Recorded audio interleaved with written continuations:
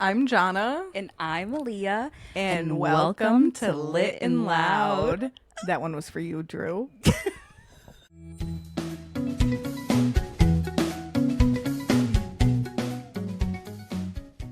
For you, honey.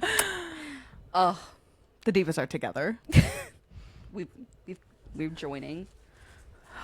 We're together and extra kooky, so buckle up. Oh, guys, we just did a whole intro, 3.5 minutes to be exact. And I looked at Johnna because we're staring at our screen again. Technical difficulties on so many levels. Yeah. Layers. Computers. Like I said, biblically, emotionally, spiritually, we are learning how to be creators. So, but you know what's not muted? Your Dom talk. We'll just slip that in right here. Yeah. Please enjoy. You need to be patient. You need to be kind because those make up a good girl, you know? So be a good girl to us. Why am I talking like a Dom? That'd be a good girl for me. Who to the divas? Needed the people. But yes, you were all called divas. We found out a lot in those 3 minutes. You're all called divas. Yes, our fans are called divas. We did establish that from the beginning, but we just came I thought to we it. were the divas, but we're all divas because we're girls. It's nice to have something. We're girls, gays, and days. Girls. Yeah. Yeah. We also learned that this is, in theory, easier, but also harder. Right. Because we're so used to looking at the camera, but also we sat here so we could look at each other. We sat across from each other to have a conversation, and it feels virtually impossible because I talk to that usually. Yeah. Yeah. It's wild. That's okay. It's our podcast. We'll we make ease the into rules. it. We make the rules though. Like, yeah. Who's gonna? What are you gonna do? Complain about your free podcast? I mean, we're so happy you're here. Hey, so yeah, we're here. Welcome to Lit and Together. Loud. Look at touch. So, this is Lit and Loud, but it is also, ma'am. This is the Lestat in Louis Dupont du Lac podcast. Louis Dulac. I'm stimming. She's been here for 2 days, and all I've said the whole time is Louis Dupont du Lac. It's rotted. Yes. Oh, it's so good. Buckle up. This is our wrapped, but also a whole new type of podcast. It's the first 3 episodes of the Vampire Lestat podcast. Recap. Yeah. Buckle up. Part of me is I'll show you the notes. Part of me is I took these notes, thought to myself, is this going to have to be its own episode? Because I think it's like 3 full typed pages. Party. Hey. I will say, I went and saw Obsession finally. There was a man asleep behind us snoring in the theater, which was a crazy experience because Obsession is very much like an audio journey. Yeah. Like lots of really soft, safe sounds that are absolutely jarred by really loud like cacophonies of music and sound and glass shattering. So that mixed together with like a little snore every now and then was very funny. You needed it just to feel I needed safe. some brevity. Yes. That movie was very intense. I think it's worth the hype. Mm-hmm. But if you're one of those people that's completely off put by something being overhyped, you're not going to like it because it is so hyped. I think it was like a really cool story because there was something very. Did you watch Weapons? No, but in the same way, when you texted me and asked me if I watched Obsession, I watched it about 45 parts on TikTok. So yeah. Yes, I have. It definitely had like some Weapons vibes to it. Okay. Because it is based on magic. Social commentary, magic. It was good. I highly recommend that. It was lovely. Yeah. I think the thing that got me the most, there's one scene in particular that I've watched about 18 times, and I know you're gonna know. You know what I'm gonna say. I'm dying to know. Oh, when she stands up and does that like backwards walk. The skitter. Oh my God. Every night since we watched that movie, Gabe and I like lay in bed and he'll look at me because that scene, spoilers, he wakes up in the night and she's no longer in the bed. Yes. And he's like, "Where are you?" And she's like, "I'm watching you sleep," and you can't see her. And then she does like everyone's worst nightmare is that their clothes in the pile at night. She comes out of I the literally clothes. have goosebumps. It was so creepy. The clothes pile is going to become a person, right? Mm-hmm. So she skitters out of the corner in a way. And she like moves crazy. No. And they also use this thing that is so unsettling and like as a girl who's afraid of people in masks, like in my core. I don't know why. I can't explain exactly what it is. They This is why use she this hated Caught Up. technique through the whole show or movie where her face is covered. She's holding a bouquet of flowers over her face and you can't see her, or her hair's over her face, and She's you like in just the shadows. do not know what's gonna happen. No. And it was so properly creepy. It was a good watch. I'm joining the hype train. And I don't see I watch a lot of horror, but I don't see a lot of horror in theaters, and that was a really good theater experience. But I know people that saw it in a theater that was not a good experience, and they were like, it was mid. And I was like, it was ruined for you. There's an energy of the crowd too that plays into that, because when we went to go see Sinners, it has to be really good for me to come out to a theater to watch it. Did you see the reel I sent you that they showed Sinners at Red Rocks? Yes, get me there. Get me there. Yeah. And they had like performers and stuff too. There's so many elements to Sinners that are amazing. Yes. It is a horror, but like that type of stuff I can handle. It's the like jump scare. It's the like unsettling. I'm already unsettled every day of my life. Yeah. I operate on that level, so like I don't need more of it. Yeah. But so when we went to go see Sinners, the piece that I liked was like it felt like theater culture because everyone was reacting with me, and Yes. I felt like a unit, and it was a full theater, packed every seat.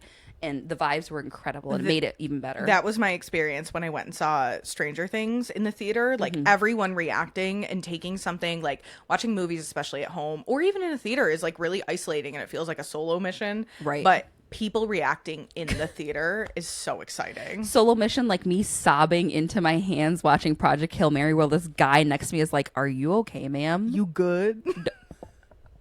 No. She was in fact not good on that day. I had to look at Joy. I said, "I will leave the theater if Rocky dies." I will leave the planet. I said, we everyone have look to at leave. my Amaze shirt. I need to get this one too. I'm gonna be honest. Foolery. It's from Foolery. I wear mine all the time. They also sell Heated Rivalry merchandise and Taylor Swift merchandise. So clock my ass. The pause in person is incredible. She's watching it work. I'm just amazed at this. This is just spray. so new. Okay. Okay. I'm watching one other thing. I'm watching it. I'm reading it. I'm breathing it. I'm Yes. living it. We have watched together, apart, and more than once, the first 3 episodes of the Vampire Lestat. Yes. Now, I know last episode I was fortunate enough to have the space to talk about the first 2 seasons, but these 3 episodes, knowing what I knew from the preview, and that's why I arrived, have served me in a way. She's been eating. I'm rotted. I would say it's worse than when we were in Heated Rivalry Land. I was trying to explain to Aaliyah, I was like, this is significantly worse than whatever happened with Heated Rivalry. And I don't know if it's because there's more content out there or the years yearning. I think it's like the jump on it. This has been talked about for a couple of years now, and like Right. It we came have out in 2022, the first season. So I'm so late. many people I've are arrived. already in this, and I was like, you're gonna find your people, because I was like, you're a Lestat girl. I'm telling this now. He's a diva, not a monster. She's gonna have her moment. But yeah, I was like, this has already kind of been circulating in a way that is gonna feed her, and I would say you keep finding new things. You're like, I didn't see that. I'm like, oh, you didn't know that? And I'm like, I can't believe I'm telling you things. I'm so fed. So Let's I'm go. just gonna like roll down my list. It's very long. First of all, I'm getting some serious traction on Threads right now for Vampire Lestat content in a way that the algorithm does not usually feed my personal content anywhere. Right. So that feels like I posted the brain rot.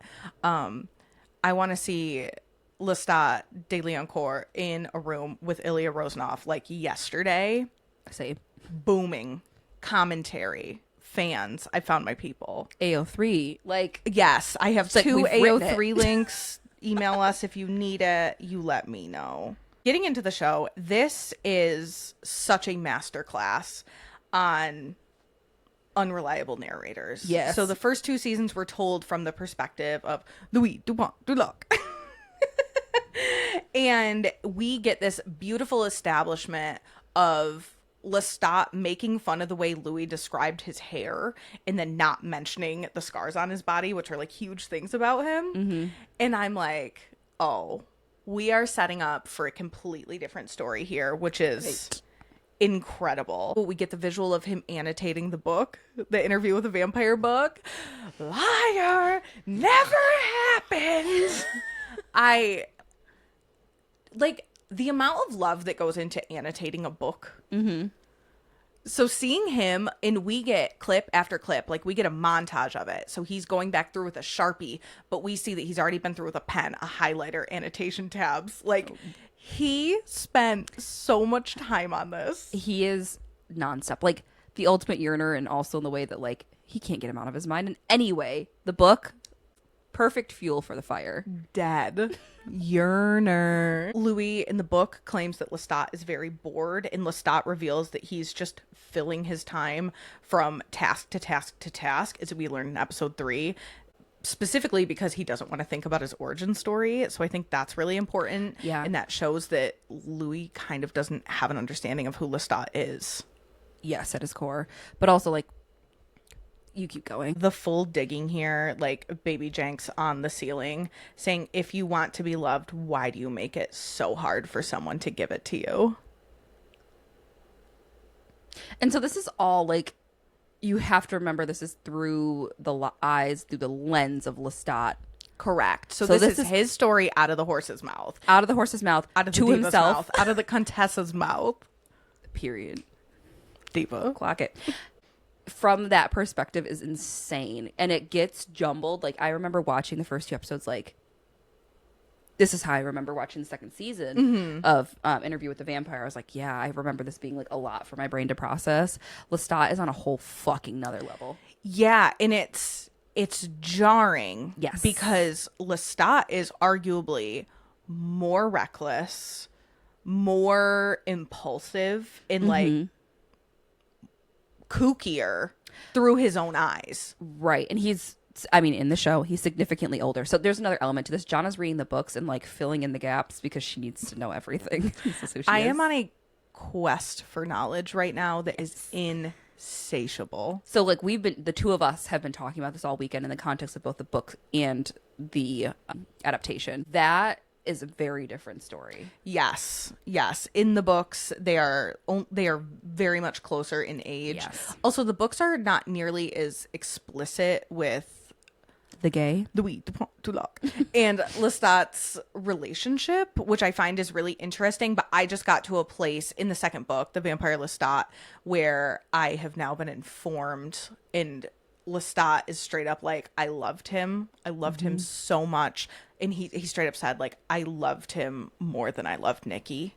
And I loved him for many reasons that I loved Nikki. I saw so much good in him and, like, all these things. So I have a note in here, you know, in one of the pages where I'm like, I'm pretty sure that the show is operating from a place of being informed by all the books. Like, there's 13 books. So I'm like, they went in season 1 knowing who these characters were fully rounded out. Mm-hmm. And I think that that's just proving true and more true. The next thing I have on my list is a moment of pause for him fucking his mom. Guys, okay. So this is a literal motherfucker. We get like a candy wrapper of all of these other parts of Lestat that we obviously don't get through Louis' lens. Yeah. And the mom angle. The mom. So Gabriella, aka Sophia. Episode 3. No, episode 2. Yeah. No.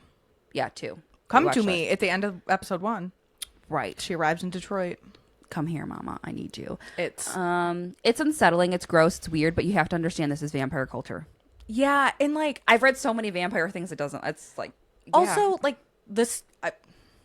Not to be an apologist, this is like one thing that I'm like so freaked out about, but like the thought of knowing someone over hundreds of years and then all of a sudden you have this role reversal because that's his fledgling, right? You have this role reversal where that was his mom, but now he is her maker.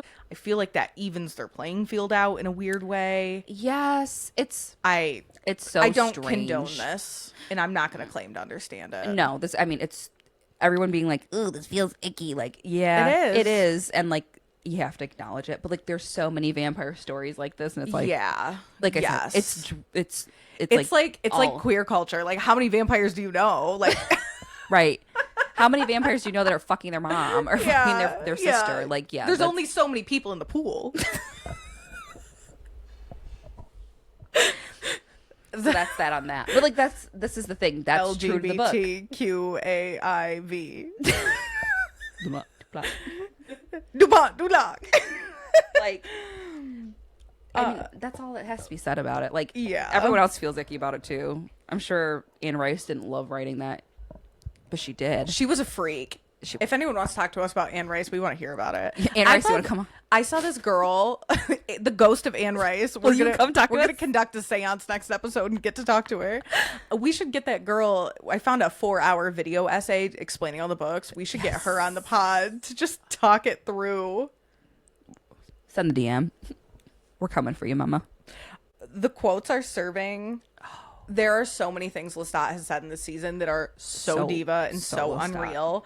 But the first one I have is, I have lived 54,554 days before I met Louis Dupont Dulac. Whatever the fuck you say, simp. Like, counting you have the minutes. day count?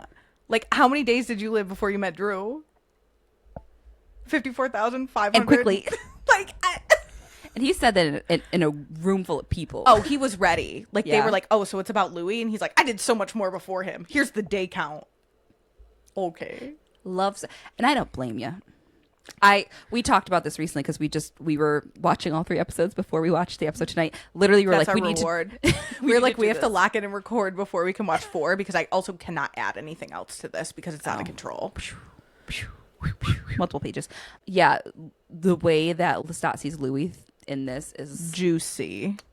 delicious. Yes, because Lestat, we know right before Lestat turns Louis that he sees something in Louis that Louis does not see in himself. He says, like, be all these beautiful things you are without fear. And seeing Lestat be able to execute Louis is Good. It's good. scrumptious. And it's also, you were talking about the interview, like the actors too, both adding in, like, I'm playing Lestat, the genuine Lestat. Sam Reed, love you. Yes. And I'm playing Louis, how Lestat would see me. This is a different character. This is a different character study. Like, they take it so seriously, and it feels so good. Perfectly. Yeah. This is why it's so good. Juicy. That's a very specific detail to pull out of thin air. I bet.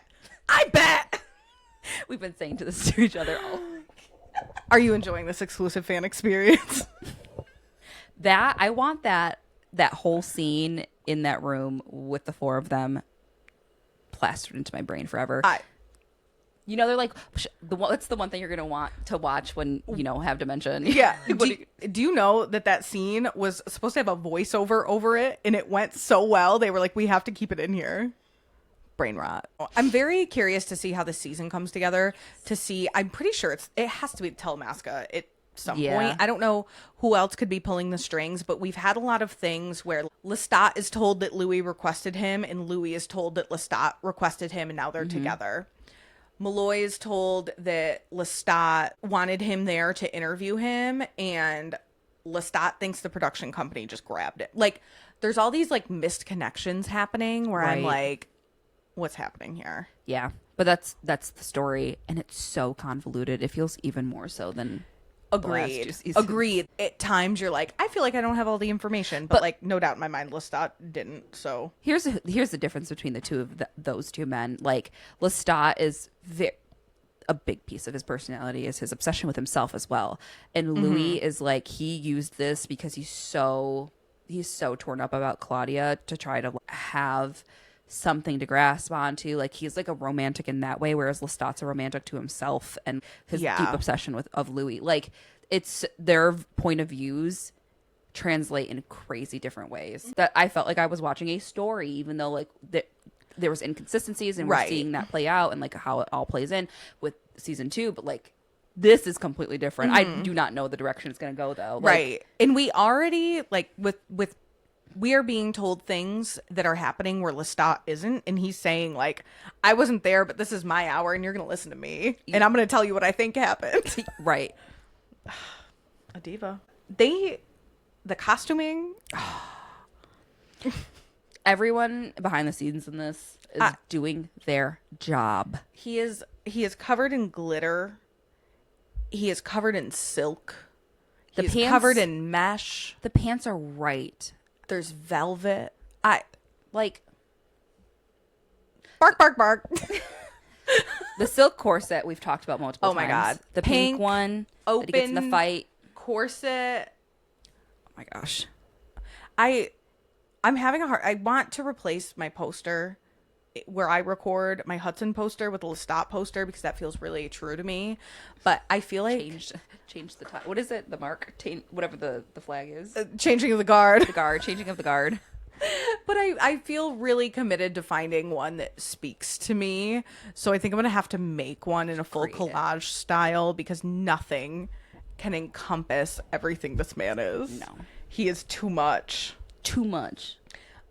Sam Reed in general is really popping me right now. I've been watching, obviously, a lot of interviews. He's not on social media, and he knew I was coming. He's like, He woke up one morning and he goes, I'm getting off social media because this woman is going to find me. DM me. I'm not weird on social media. No, you're not. You're scared of social media, girl. I am. And he's just who he is in interviews. I understand he goes home and he's probably someone else, but he just seems like a quiet, weird theater kid. He got started in theater, and he claims Lestat's a theater kid, which we know he is. Baby, we know. We got a theater kid playing a theater kid, and Right. it's everything. He doesn't think he's a singer, and he is producing the craziest Humble pie music for this season. He is absolutely killing me. The real songs on Spotify, there's a whole album. There's 7 episodes, so I assume we're getting at least 14 songs. Full album.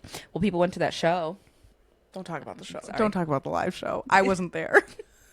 She said if I knew about that, I'd be outside that. I would have venue. moved heaven and earth. I would have crawled. I would have tunneled through the floor. But the songs are so kooky, but they're all earworms. An Yes. actual Grammy winner produced them, so I'm not even slightly surprised. They're all intentional, though. I was reading something like a music theory, because the musicians have come out now, and they were like, they're intentionally bad in the beginning, and they're gonna get like Better, and then episode better. 3 ended with fucking loneliness, and I was like, you might be right, because I haven't stopped singing. Yeah, and my next note is on the loneliness. Is it? So there is a line in that song that says, "Don't worship that grave dug on your own. Don't burn alone."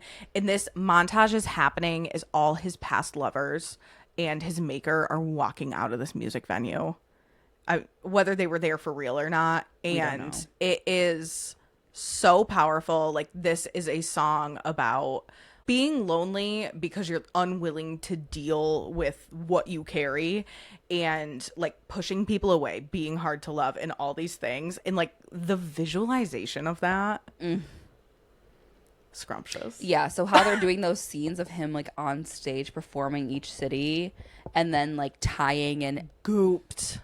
and it's good. We have thought, we're predicting that it's going to send him into some vampire psychosis. Yes, because we got episode 1, like the sound is like tearing him apart. Tearing apart, yes. Yeah. And that was like so prevalent in the beginning and kind of confusing, but now we're getting all of this, and now I have more context. Thank you, Johnna, for reading the books. I'm taking one for the team. I said, I'm not reading those books. I've had opportunity to read them for the past 3 years. I drove 4.5 hours here listening to The Vampire Lestat on 2X, so I got through about 9 hours of the book, and I was like, this is all great information. I hope Aaliyah reads this. I'm not going to recommend she reads this. This is like not her bag. If I wasn't in Dungeon Crawler Carl, maybe. Carl's on pause because Carl is- vampires have entered the chat. I'm stressed. I have to go back and read. We're in the trenches. I'm like 40% of the way through that book, and I'm still so confused at what's happening. And it's not the book's fault. It's me. I believe it. It's hard to stay locked in because it's so action packed. Yeah, and this one's layered. It's the Bedlam Bride. It's layered. This is 1000% the best form of Louis we will ever see. We have kind of already touched on this. Yeah. Like, he is such a badass. He attempts to Sorry, I saw the eyes. he attempts to avenge Claudia, which is touching. These characters are so made by their trauma, and he is It's a vampire's life. his trauma surrounding Claudia. Yeah. So That's, yeah. I mean, it's also vampire culture. It's vampire everything. Every vampire is born out of trauma. And it's that story, copy pasted. I do love me some Dracula, so I've read a few different adaptations and I've watched different things, and I gotta tell you, I love me some vampires same. that are like mythical. We're into vampires now. We've Not been, now, we've I've done been. been vampires. I came on this first episode and talked about how much I loved Coffin Moon and talked about Nosferatu. So Yeah. it was Nosferatu. It was. It was the new one, not that old freak from the black and white. We've been loving vampires. We been loving. Next incredible Lestat quote. There is not enough room in this box for your desperation. Oh my God. When someone confesses his love to him and he just goes, Christ. There is not enough room in this box for your desperation. With his mom. So 2 ops. With his mom and Armand. And looking out at Nikki, who is literally losing his fucking mind. That whole scene, bonkers. We're feasting. I'm reading your notes in real time, which is so fun for me. She does have the orange eye meme of Armand. I'll put it in the show notes. Armand being so obsessed with Lestat is more informed now that I'm in the book. Right. But it seems it's so interestingly placed. In the whole show. Yeah. Yeah. Yeah. Because he's also obsessed with Lestat via Louis being obsessed with Lestat. Right. So I think that's why we got the context of those two first. Obviously, their dynamic in season 2 is fucking blown wide open right in the beginnings. We're getting that so it can set up. But you're going on the reading journey to inform this. I mean, I watch the video essays and I'm like, okay, the girls are telling me what I need to know about it. So I know he's integral to the party, but like, right. Get off my fucking screen with those. Right. And Armand's character is also driven by trauma, but like his maker in their dynamic, he has to be told what he is. He says in the show, like, I haven't been painted in 400 years. This is a metaphor. Like, without someone physically or verbally and explaining to him like who he is and what he has no idea what he is. So he has this habit of aligning himself with stronger people, more interesting people and things like that, because that's a big plot point in season 2 is that he's not interesting. He just like does not know who he is. Which is, again, born out of trauma, but like he is, I think his personality, you have to remember, like, he doesn't have a personality. Right. And like his that's personality the whole is bit.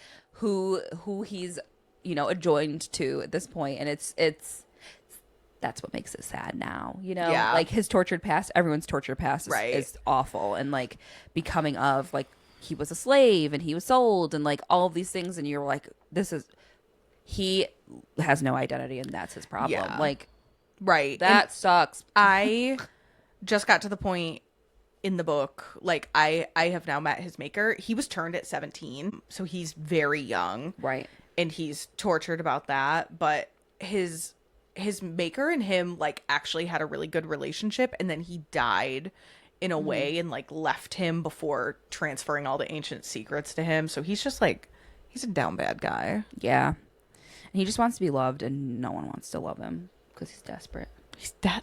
There's not enough room in this box for your desperation. Speaking of another banger quote, we have serving cunt has its consequences.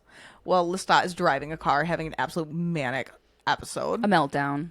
The city's collapsing behind him. My diva. We don't know what's going on, but we're watching it. Getting to see mortal Lestat was really crazy because he was just like this sensitive little boy with a stutter. He very Matilda. Yes. Very much like not understood by his family, all these things, constantly trying to impress them, but like nothing's ever enough. Right. And he does not fit in with these people, especially when all these people are aligned. His mom was obviously also an outcast, but that was really tough. And then seeing him actually getting changed is really upsetting. They did it in the show notes, if you will, their little recap at the end, and they're like, we try to make it as traumatic as possible, just so you know it's really bad. Like, we know, girl, I saw it was awful and it sucks. Right.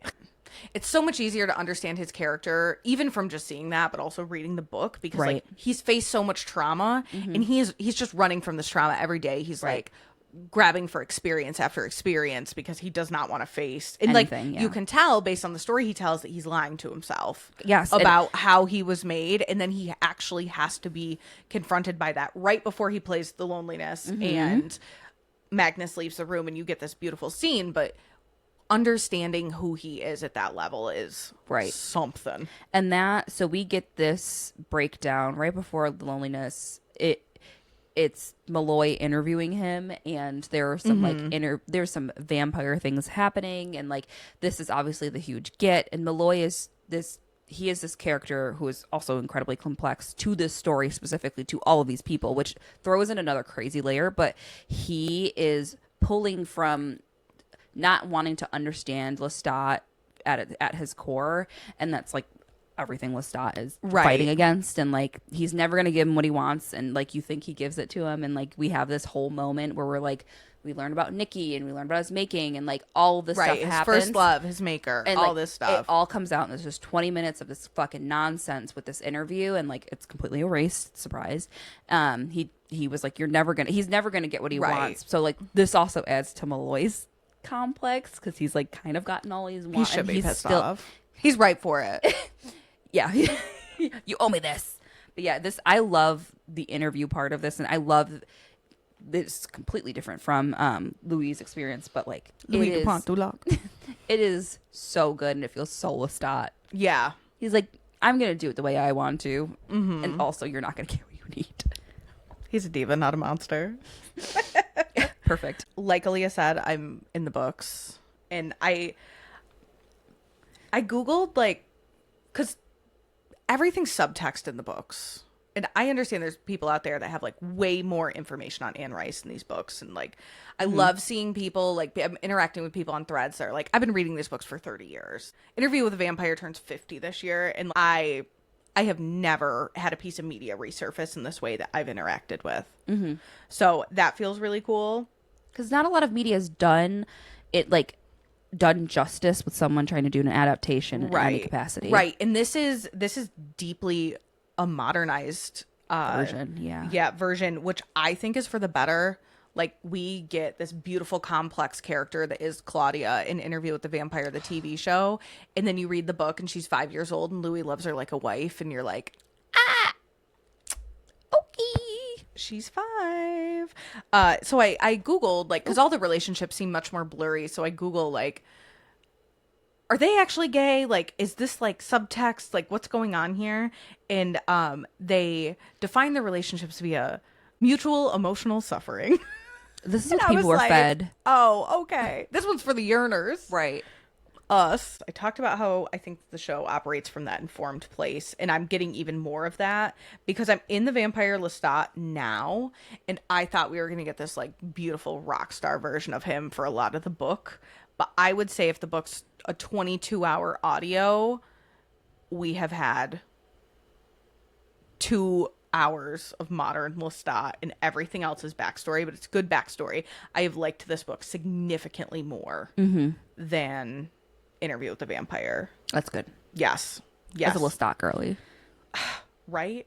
As a Lestat girly, I'm being fed. So I want to make it to Tale of the Body Snatcher, so I'm going to kind of like crush through a couple, and that's book 4. I have the blood of Akasha in me. I have met her. I know who she is. And then my next note just reads, Armand is pathetic when it has to do with that book. Are you watching anything you'd like to talk about? I'm like, no. I've been watching Interview with Vampire. I rewatched season 1 and 2.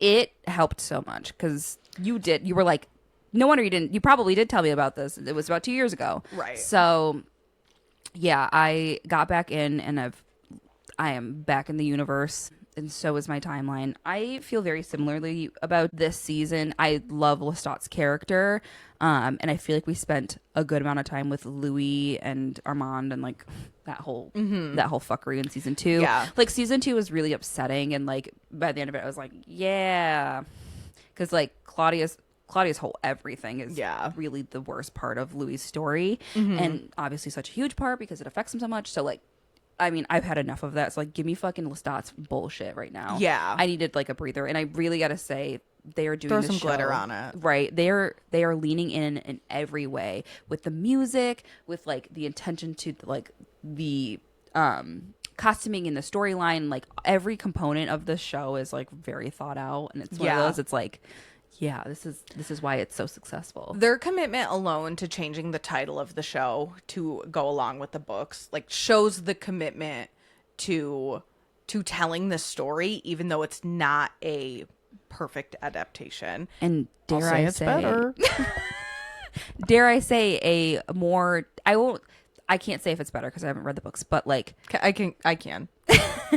I would say digestible, because there are parts of that I just Yes. don't want to read that book, because I don't Yeah. I don't want to think of Claudia in the lens of a 5-year-old. Of a 5-year-old girl with blonde Right. pigtails that Louis loves like a wife. Louis Right. is a white slave owner. Louis is a white They have slave brought owner. this into the future in a way where, Yes. like, this. I think that the fan base that I've interacted with, if those things were true, would not be as into this. No, so they know like the no one's times. gonna root for a fucking slave owner. No. I'm gonna root for Louis though, doing his Yes. best in New Orleans, running a brothel. Right. So it's like just with the like Louis as a character just needs the moral skew. Yes. He has to feel that guilt, and that's like literally what drives him in the whole literally the first fucking episode. You get all of it laid out. Yeah. You know, so can't be mad at it. No. Yeah, I'm happy to be here with you. Now we consume Moral support. we consume things differently, but very much so the same. And Yeah. it's nice to have an informational. Yeah. dictionary. I'm like, you don't have to read these, but I'm gonna tell you about them. Yeah, because I want to know. Gabe cannot get another think piece. He's I'm maxed here to out. receive it. I'm here to receive it. Yeah, I'm watching like the regular. There are some stuff I have lined up that have been I've been granted access to. So like I will be next week. I will have some good stuff. One of them is a horror show, so buckle up. What is it? A horror comedy, Widow's Bay. Oh yes. Yeah, I'm excited to watch I'll it. get in that. It's up there. Ooh, Ooh, we're live. you feel good? I feel good. She's like, I cannot wait to get on the mic and talk about it. And we couldn't watch episode 4 because 1, we needed a reward, and 2, I simply could not add anything to this, and it wouldn't. It wouldn't be enough time to digest what I was watching. Yeah, it would be. So, Yeah, I need to get back on my note taking. I feel like I took a break with Margot because it felt very like I knew what I was watching. Yeah. And I was like picking out the things I wanted to talk about. But I gotta I gotta get back in I didn't start note-taking. like physically taking these notes till like my second or third watch through. So It's okay. you were just digesting first. I'm so lost in the sauce. I love this for you. I'm treading water. She's her best person when she is Oh my God. into a fandom. I'm a fangirl. I'm a lover girl. This is- What do you This is want? who you are at your core. I know. What are you obsessed with? I have been calling this psychosis I'm in the vampire Zoomies. I like showed up at someone's house. I walk with a friend a couple days a week, and I showed up like 20 minutes early, and she's like, "What are you doing?" And I was like, my eyes opened this morning, and I was so ready to like be awake, be alive. Lestat song playing in my head, digesting content, freaking out, like my light in the I'm in a manic episode. I love it. And I'm obsessed with being here. This has been like the Boom. most fun weekend. Yeah, we've had a lot of fun. What are you obsessed with? I'm obsessed with our bookstore adventure we went on yesterday. We stopped at all of the places we've been talking about for weeks, months now. We opened up in a way that I think we've needed to. We met some wonderful people. We've met some authors and some owners, and just like had a gab about the things that we love, and it was so sweet. And everyone was kind of in one of the shops we went into. Everyone was kind of in the same space. Like there was an author tabling, who you will meet. Yes. She's coming on the pod. She's coming on the pod. We met her. She's so lovely, but she was like, I was nervous to approach you. And I was like, girl, we were sitting over here. Nervous to approach her. Nervous to to approach the owner. Anyone. And we all were like, So, you know what's so crazy about that interaction is we were so freaked out to approach everyone, but we were perceived as like aura farming. this. Like everyone was like, we really wanted to talk to you. And we were like literally shoved in a corner of a bookshelf like, how do we talk to these people? What are we supposed to do? How do we do this? Because we were like, we wanted to make content. We wanted to be like, we don't want to be the people that are like camera recording other people. Like I look like right. garbage. Like if someone came into the job we used to work and like started taking like day in my life, I will shoot you. So like I didn't want to be that person. Yeah. But the vibes are right. Someone mentioned, well, we were like touching the copy of Losers on display, and they were like, you were just like, what kind of books do you read? Yeah, I asked the bookstore owner, I was like, what are you into? Yeah. She's like, why choose? I was like, And all of us went, me, her, the owner, the author are all like, Yeah. Same. We're all talking about Harley Laroux Oh my and like gosh. living it up. Yeah, so that felt heartwarming, good. and I'm rooting for everyone. And that store is so cool. Yeah. La Petite Mort. We love That's proof that we could sync up more. La Petite. We do. Sometimes we just are riffing. Felt. But yeah, she Go was so talk to nice. Cheryl. Cheryl was so kind, and the things she has on the horizon are incredible. You have no idea. We got a sneak peek. Yeah, we had so much fun in there, and we got to talk to E.M. Hedrick and meet her, and we had the best time. was Check so out her nice. book Slow Roasted. It's on our TBRs. It's on our TBR. It sounds so cute. You know when you have a book that you're like, do you know? Yeah. So yeah, we're very excited to read that It's one. a little barista Barista fake dating one bed slow burn. Slow burn. Come on. Say my name. Come on. So yeah, we're hoping to get her on the pod. We had so much fun in there, and it's also, you know, when you read filth, it's really hard to put yourself out there and look at someone and be like, I like that MMMMF romance where they're all fucking. Yeah. No, that's me at my networking event trying to make community, and someone's like, I love reading. And I'm like, me too. What do you like reading? Romance. Oh, like what kind of books? Who's your favorite author? Harley Laroux. Oh, what do they write? I'm really into Allie Hazelwood and not Deep End. And you're not in like, the deep oh, end not way." my girl. Oh, Emily Henry. I'm like, oh, okay. So we're like not. Oh, missed connection. So yes. Amazing. Yes, we had the best time. Yes, and I'm also in doing all of the running around and making all this content, I learned that all of you bitches are using 0.5 on the rear camera, and I know you've told me, but I did it. We learned. And I get it. Every time I was like, I hope we're in frame, it's like, yeah, girl, it's on 0.5. I'm a photographer. I know like focal point aperture. I know all of this stuff. When we know better, but we don't do better.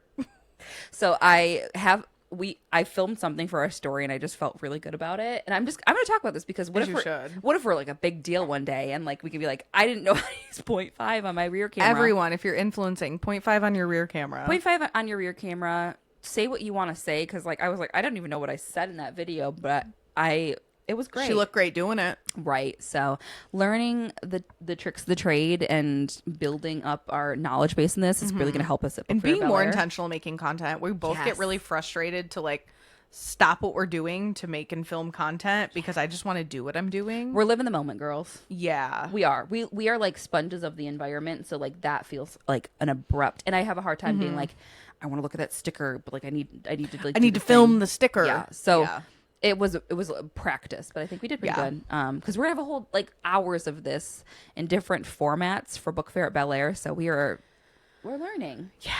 We're geeked. And no one talks about it like this. So you know what? I'm gonna talk about it. Yeah. It's not an easy. Making content sucks. It does. Unless you're a person who just can set up a camera and talk about whatever, which is crazy because we do that with very little guidance. And like this feels like so But easy. there's two of us. But we're also in a safe space. I don't like to be Yes. in public and record. I don't like to Yeah. be recorded.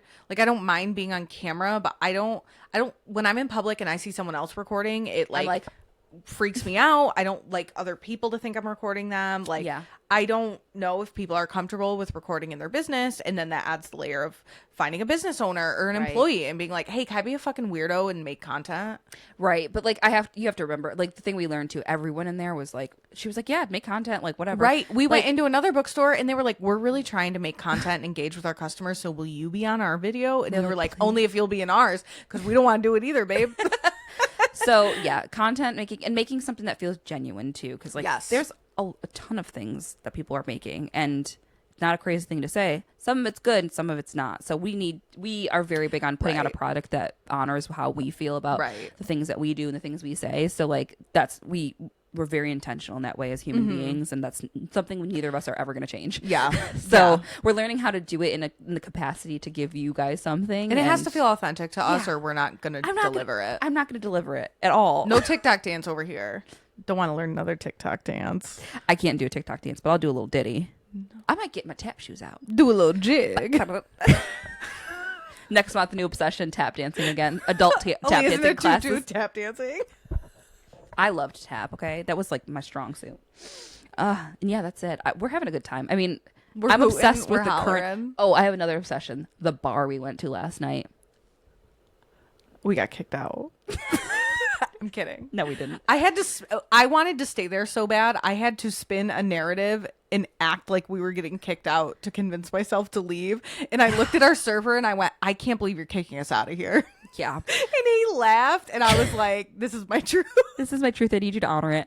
I went on a mission because Johnna has been to a lot of cool bars, and like we love a craft cocktail. That's something we bond over. Cocktail culture. We're cocktail culture, vibes, ambiance. So that's like something we share. And I was like, I need to bring her to the coolest place, but we just moved here, and so I did a deep dive. I'm like, where are the bitches going? And this place popped up, and I was like, I sent the picture. It was like the Google. Oh yeah. And I was like, she's gonna want this. And you were like, yeah, me. And we got a reservation because everyone was like, it gets packed in there because it's a small space. Just us. It was just us for a majority of the time. And our bartender. And our bartender. Or our Shout out server. whatever your name was. King. He was caked up. Caked up and knowledged up, and we talked cocktails, and he had a passion for it, which I love. I love that experience. The vibes in there, it was very much so like gentleman's club inside in of the a 70s, limo, in a limo with mirrors everywhere, with like the lights, aluminum palm trees, yes, I mean, mirrors, mood changing lights. Yes, it's Blooms in the Ulysses Hotel in Baltimore. It's incredible. Like, and everyone is so nice, and the drinks are worth the money. And oh my god, the olives were incredible. And like, yeah, and talk to your server because gosh, yes. he came over. I was like, I'm between 3 cocktails. I'm a gin girl. That, you know how. So people look at me sometimes, they're like, you have like kindergarten teacher energy. I'm like, definitely. Mm-hmm. Like, me being a gin girl also aligns with my personality, just like my zodiac sign does. Yeah, it feels right. You said that, I was like, yeah, she is. Yeah. So I asked him, I was like, I'm between these 3 cocktails, and he's like, let's talk about them. Like, broke the whole thing down, gave us beautiful descriptions. Cared about. And yeah. Like, we were talking different spirits, and he was like, what he's onto right now. He's and, into like, funky rum. He's into funky rum. If he hears this, I'll eat my hat. But he's into Listen. funky rum. Hey boy, you know, it was great. It was like such an experience. Next time we're like, it's a hotel. I'm like, we're gonna get a room. We're gonna sit down here and marinate for hours. Yeah, we're gonna lock in. We gotta win the lottery first. Yeah, no, or just meet someone who looks a little rich. Razzle dazzle them. Trader Sam's them. Yeah. Yes. I think about that every time I go in there.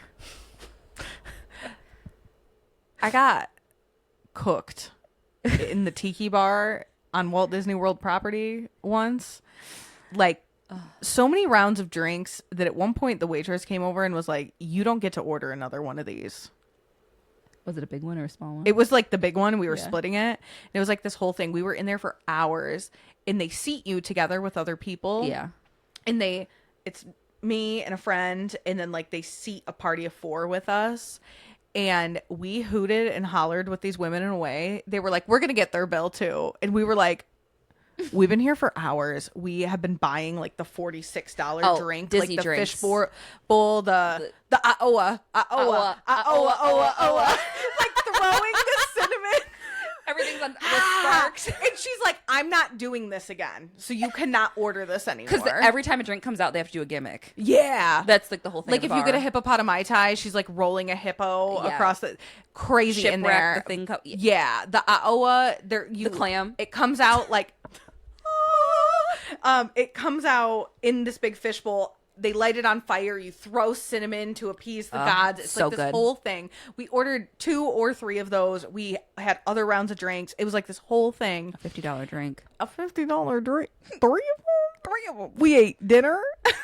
Oh, and this woman's like, we're just going to get your tab. And I'm like, you want a kiss?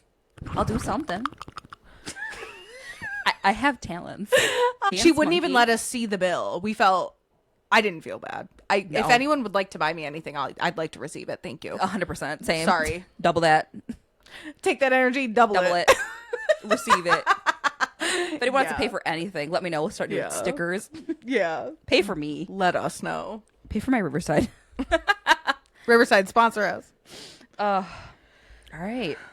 Is it time to dig into our wrap. June reading wrap? What have you read in this beautiful month of June? Wow. So Pride Month, we did our Pride TBR. We had some...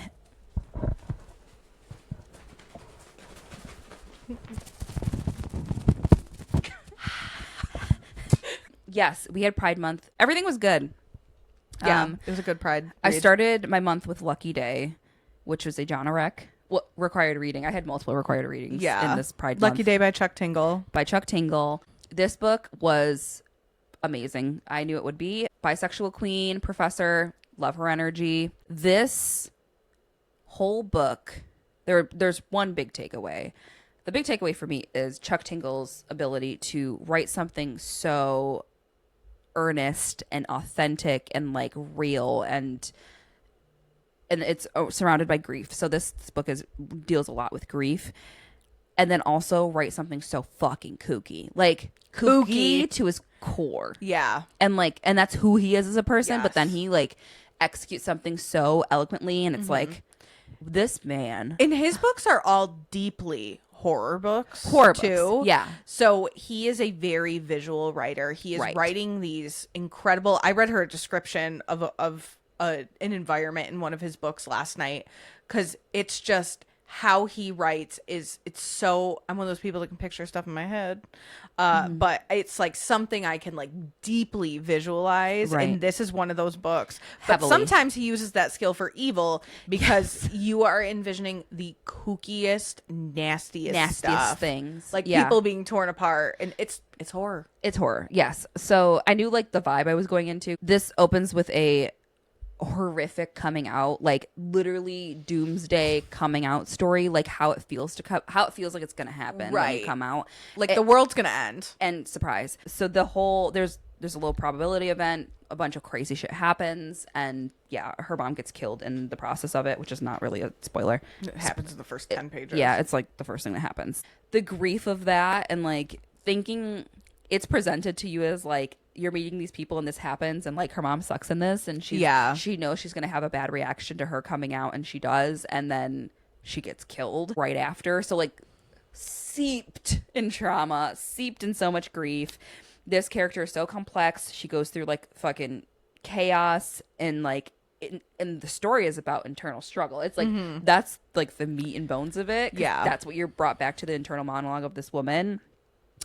The black cat so right after that happens, you open up a couple years later, a year later, a few years later, a few years later, and it's very much so like the great event, the Thanos, the finger snap, everyone is like left in the wake of this crazy event that happened all over the world, and it's all over the world. Yes, places. Yes, it happened across the whole world. I think 8 million people died. Yes, within like a 40-minute time span. Right. So you get like part 2 of the Avengers Endgame, and it's like all the support groups, and everyone's so deeply traumatized and fucked up and scared all the time. And like this character, rightfully is so. Right. And this is like, again, this is one of those things that's like he puts it in so much. There's so much reality to this. There's so much you can connect to, and then like all the prospect of the things happening are it's a low probability events. It feels really you're dancing in reality in this way that is crazy. And again, another like testament to the way that Chuck writes.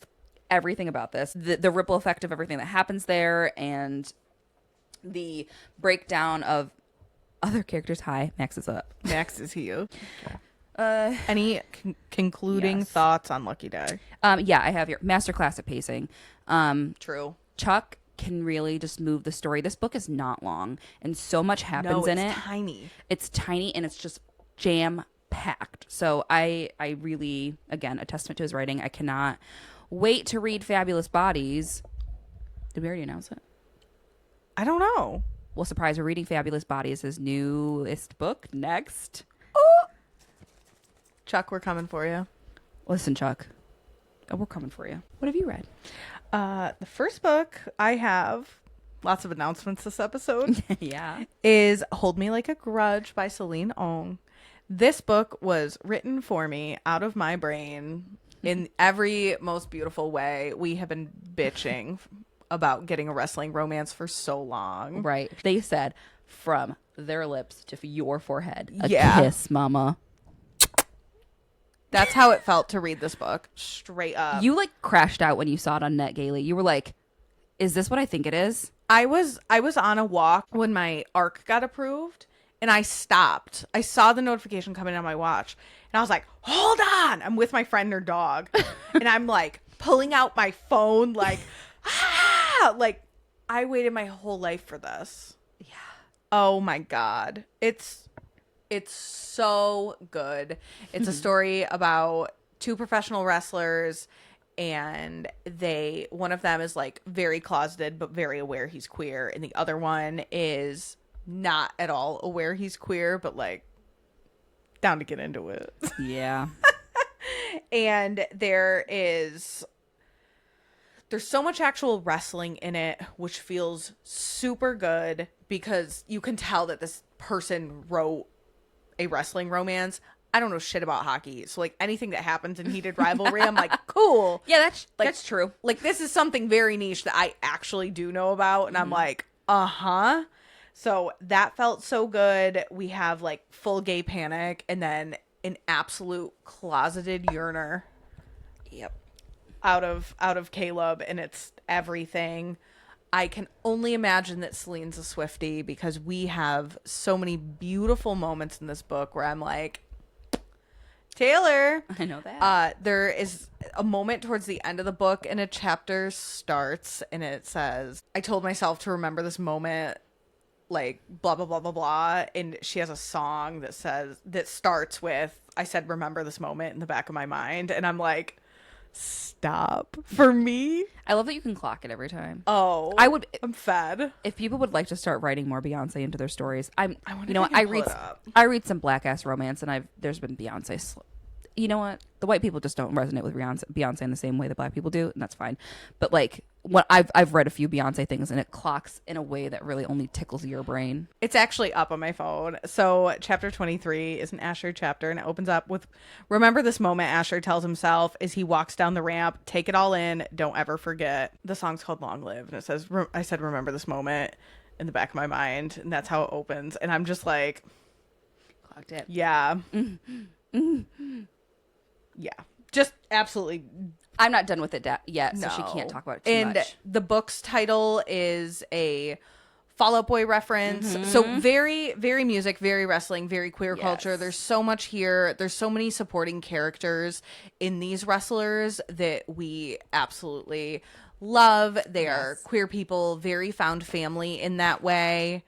And this book was just so deeply thought out. There is a horny little dog collar match that turns into kink, which is everything. Oh my God, I can't wait to get there. What chapter is that? I don't know, but I can't wait for you to get there either. I demolished this book in one sitting and then immediately opened up because I had an arc of it and then immediately found the pre-order through Always Here bookstore.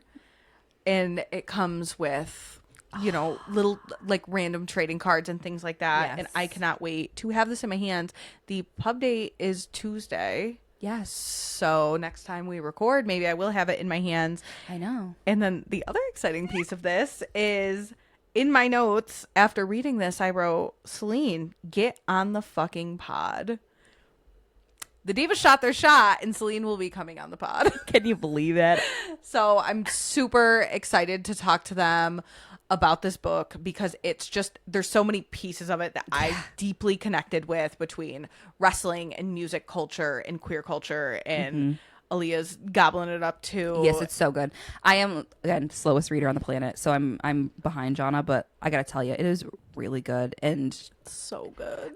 I might be in the cuck chair like Ina Garten in in this conversation, but just know the book is enough to keep, like, if you have any right, but like, how much hockey do you actually watch? Exactly. So if any part of this interests you, you need to read it. Yeah, if you're into romance in any way, I would recommend this book because it is so well written. And character driven. They're like, I could tell so much already. Yeah, just get into it. We're eating it up. Celine. We'll see you soon. We cannot wait. What else you got? Okay. Another one of my Pride Reads. Was the Disaster Gay Detective Agency by Rosen. And I love Rosen. And this is a completely different, not completely different, but very different way to consume their writing. And I loved it. It was very cute. It was light. They write heavy things like, you know, the Evander Mills is set in the 50s and 60s, and you know everyone's literally hiding their identities. So like the context is heavy, but like the story isn't too heavy. This was the same thing, but even lighter. It's very silly, and all of the characters are incredibly relatable. If you have any sort of queer friend group, it feels like you could point and kind of assign them a person, which it was obviously intentional. And the one thing that Love does that I deeply appreciate is character deep dive. Like every story of them is character driven, and I feel like this was again, a lot of historical fiction, so a very different way to consume it, but it was the reason why I love their writing. So 10 out of 10 characters, all super fun, kooky. The story is less about the actual issue at hand, because there's like a big thing that happens early in the book, and it's about how each character reacts, and we get glimpses into their lives and the reason why they react, and like things they want to change about themselves, and like a lot of that comes to a head through this event, and they're all friends, and so you're getting every chapter opens up with a different POV, and you get a text thread, so I'm sure visually it's really cool, and I was able to follow listening to it on the audio. Yes, it's okay. You'll be able to, if anyone wants to do the either or, I think you could do the audio, but you get the text thread and it repeats like what had happened previously, so it feels like you're part of this group chat of them like catching up and like doing the whole thing. There is a specific group chat that I'm a lurker, and it's all of my best friends and my husband. So like she is a lurker. I dance in there once in a while, but like I'm always up to date with everything. So I felt like a lurker in the best way, and it was like a comfy place for me to be. It was just really cute, and it was well done.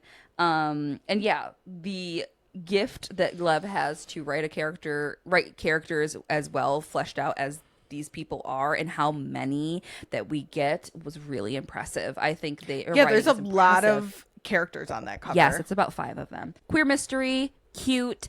If you enjoy something really silly, balanced, like, and if you like a true whodunit mystery type of thing, like Lev delivers on both of the things all of the books that I've read from them. So that's perfect. 10 out of 10, great read. I knew I would love it, of course. Yeah. And like the setup for it is so funny. Like I think they do say like in the description, like they witness a murder, they witness a murder, and so like is it like very like only murders in the building kind of, yeah, because you open up with one of the characters like, who works in a hotel. Kooky, how are you even investigating like, this? Queer in the city, like so yeah, and a lot of the characters find themselves, and they all kind of end up a better version of themselves. Oh, nice. Because of it, and they go through hard things, but love AC Rosen's writing. I love that. So what do you have next? Next, I have a book that I should have read years and years ago, which is Red, White, and Royal Blue by Casey Mcquiston.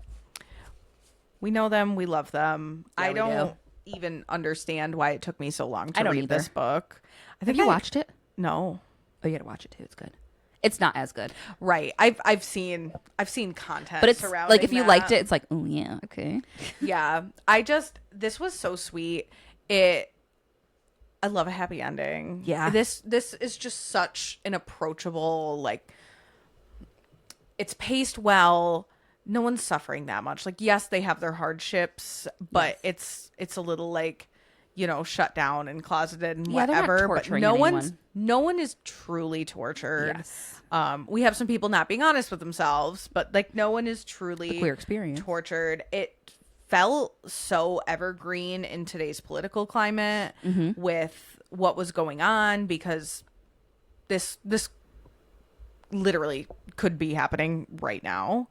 And it just felt so good. Spoiler alert. Spoiler.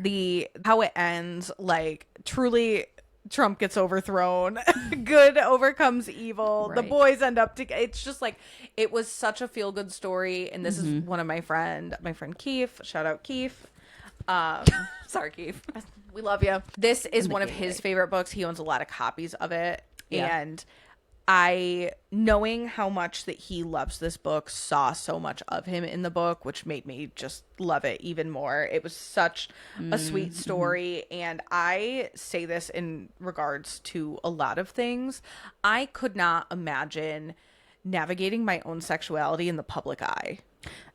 No. So I see constantly a lot of commentary about queer baiting and things like this from celebrities, or like whatever the fuck's going on with JoJo Siwa. But I'm like, I could not imagine being 17, thinking I was queer, dating a woman. Like, just about every female that dates their first woman is like, I'm a lesbian. Mm-hmm. In that moment, that's your truth. And to not be allowed flexibility in that, and to be held to like a core belief when you were 17 is so crazy to Mama, me. it's the patriarchy. Yeah. Guys, we're all, it's literally woven into our culture. Right. So yeah, having to navigate this, like politics, visibility, public scale, is my nightmare. And like it's a story about being brave for doing it, which is an important story to tell. And I think that we, It's a visibility. as people, need to show everyone a little more grace. Yeah. Because yeah, I could not imagine, like, my truth about my sexuality when I was 19 is not the truth about my sexuality now. And having that on public record on TMZ in the tabloids, I could not imagine having to navigate something like that. So this felt like a really special way to tell that story. Hell yeah. Yeah, it is one of those, like you said, it's evergreen. It's one of those pieces of media that was meant to be placed where it's meant to be placed. Yeah. And Casey delivers, very different from the pairing. Yes. We were just talking about that, but like, yes. in a fine way. In a fine yes. way. This was so much, again, like, not everything goes right, but it was so much of a cozier read than the pairing. Yeah. We said this was Red, White, and Royal Blue is gay. The pairing is queer. Yes. Messy, queer. Messy queer. Yes. There is sexuality in question. There is gender identity in question. There's so much more going on there. Like, not to say that Red, White, and Royal Blue didn't have layers, but like in a completely different way. Same author, different story. Right. And also like, and I'm target audience for both of them. And I'm going to consume them. Yeah. For me? Love you, Casey. Yes. What's next up for you? Last on my list is The Lowe Job, which is an arc I received, which is out now. It's been published. You can still get an arc of it. You can still get an arc. I got one. I saw this cover and I was like, I'll read it. And the description, I was like, I'll bite. Absolutely. The big thing I can say, it's like the Kardashians meets Succession meets Blue Sisters, the book, which is very particular to us. And I said that and you're like, oh. Yeah. Is anyone carrying a pink Smeg fridge? No. Okay. It's the dynamic. It's the sisterhood of it all. It leans in the like reality TV realm. It's an immersive audio. So jot that down. It's kind of cool. It reminds me of, none of this is true, because there is an element where like TV shows, TMZ, podcasts, like there's this podcast of two bitches just screaming into a mic that comes in once in a while. I was like, weird. Clock my tea. The audio was excellent. It's one of those ones I'm saying, I think you should listen to it.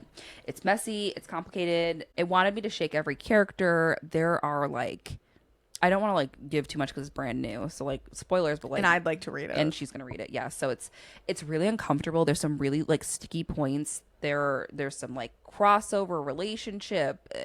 It is, and there's some really like heartbreaking like womanhood shit that happens in there. And you, again, I'm finding this about myself because I'm learning all of these like literary tools, but I'm like, a character driven story. And I didn't really understood with that. Like the plot fucking did not matter in this book, bitch. Right. This was all about these people. Yeah.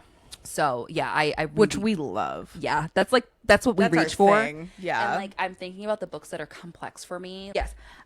This was a treat to listen to. I think it's a great listen. It's one of those ones that like could be a good space or grace book. I didn't intend for it to be. I am on my NetGalley journey, and I am.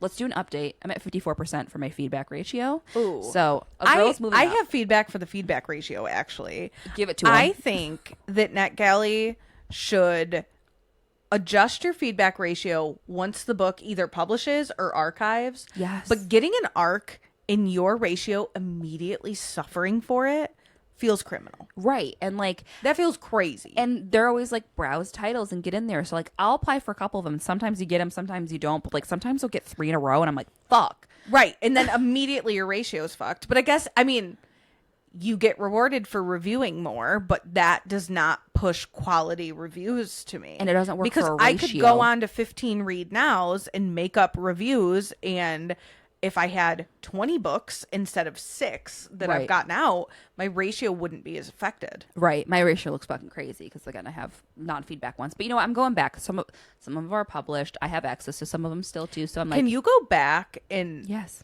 so as long as you submit eventually, it will fix your ratio? Yes, it's saying I You received, could go flub it. I could. Don't do it. But Don't do that. It's not as valuable, I'm guessing, but it'll help my ratio. okay. Yeah.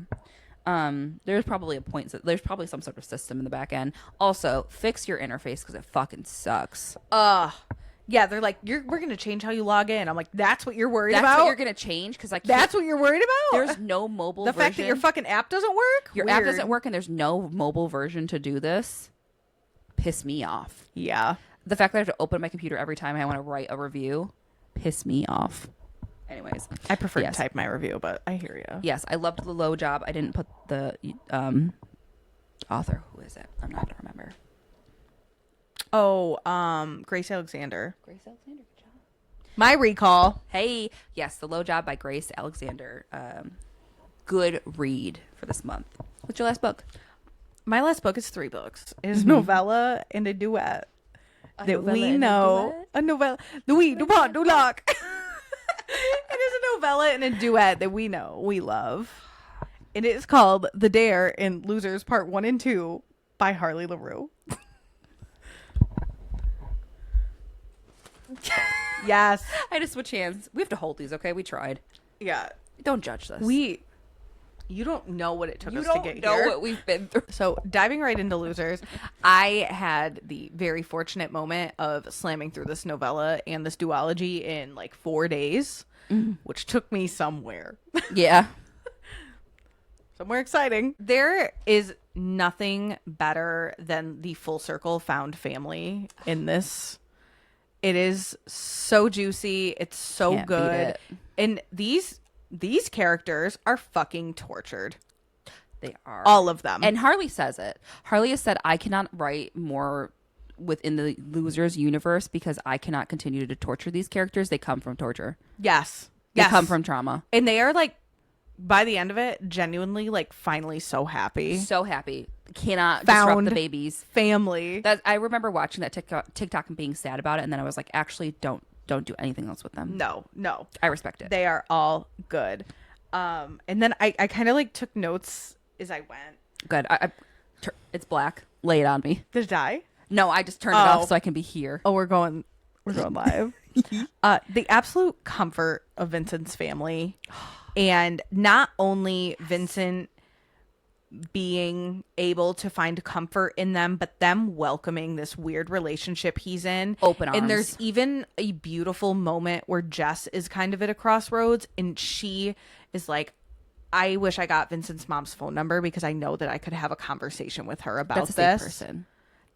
That's a safe person. And them being so in, and like Vincent just belongs on a hippie compound. I know. Like he has so much love to give. We're Vincent girls, so like just know that.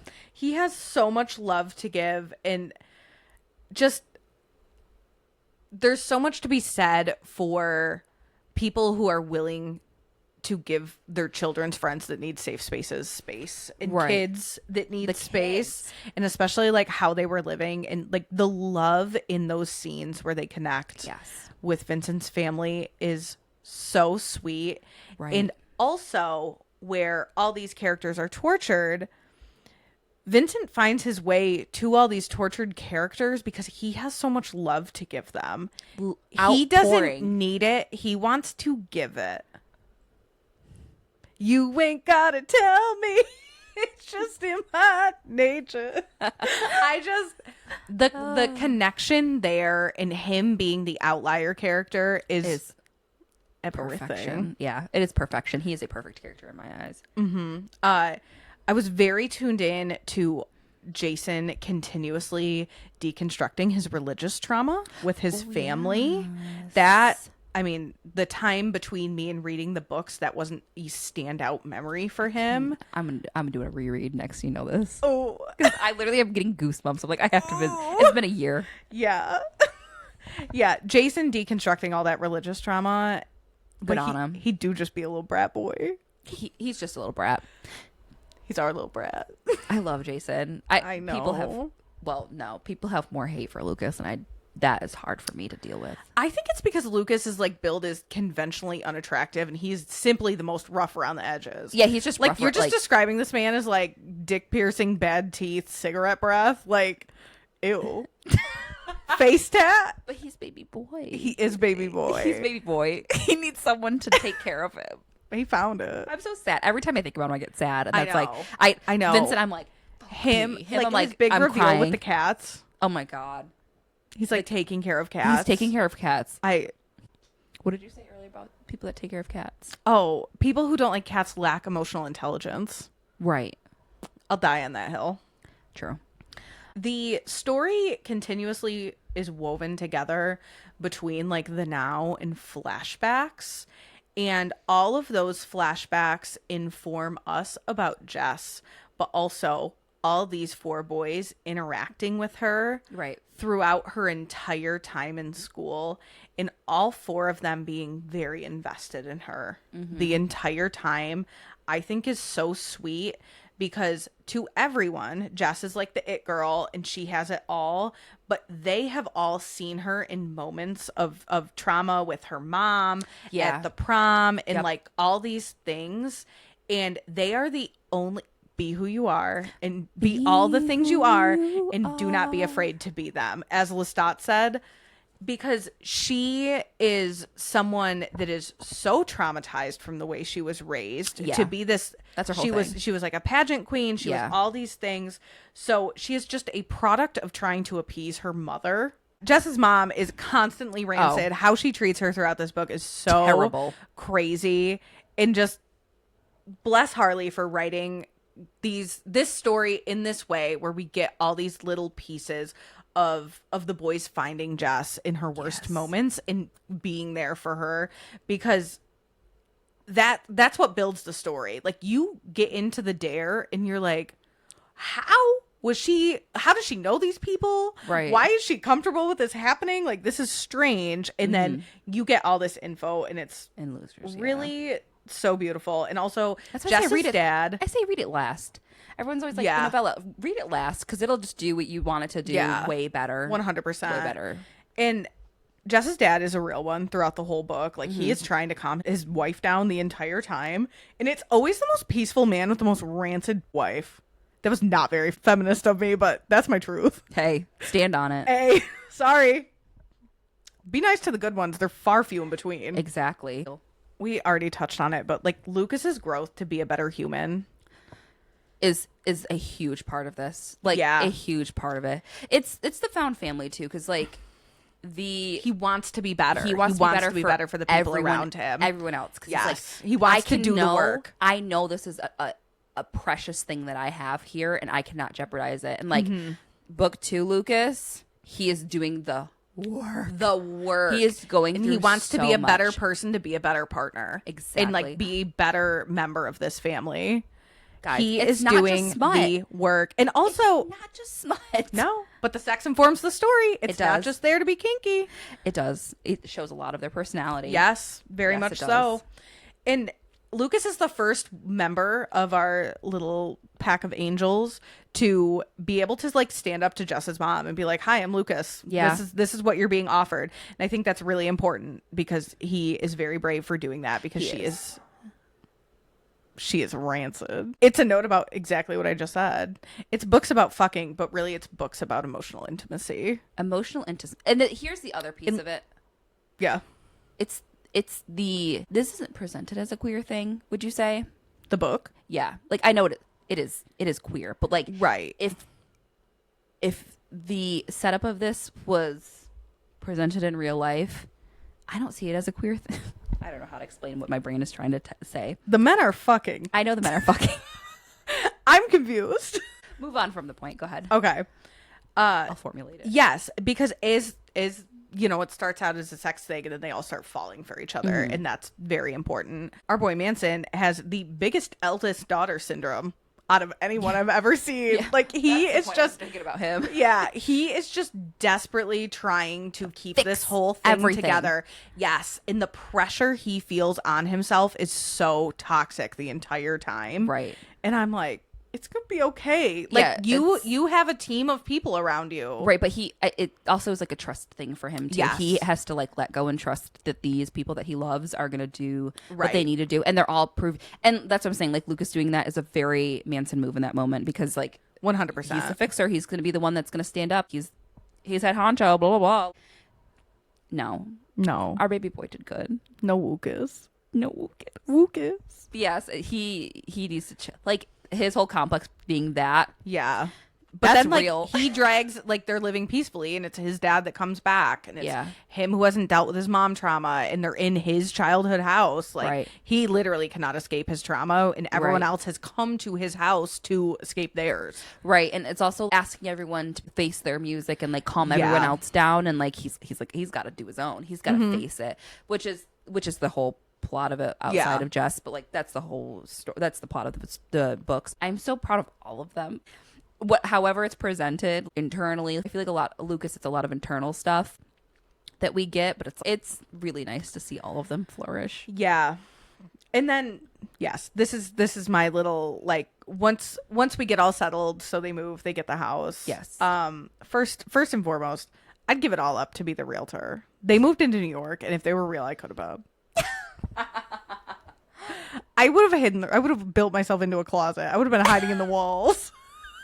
You would know everything about them. Oh my God. I'd be pulling up like, hey, just checking in. Is everything okay?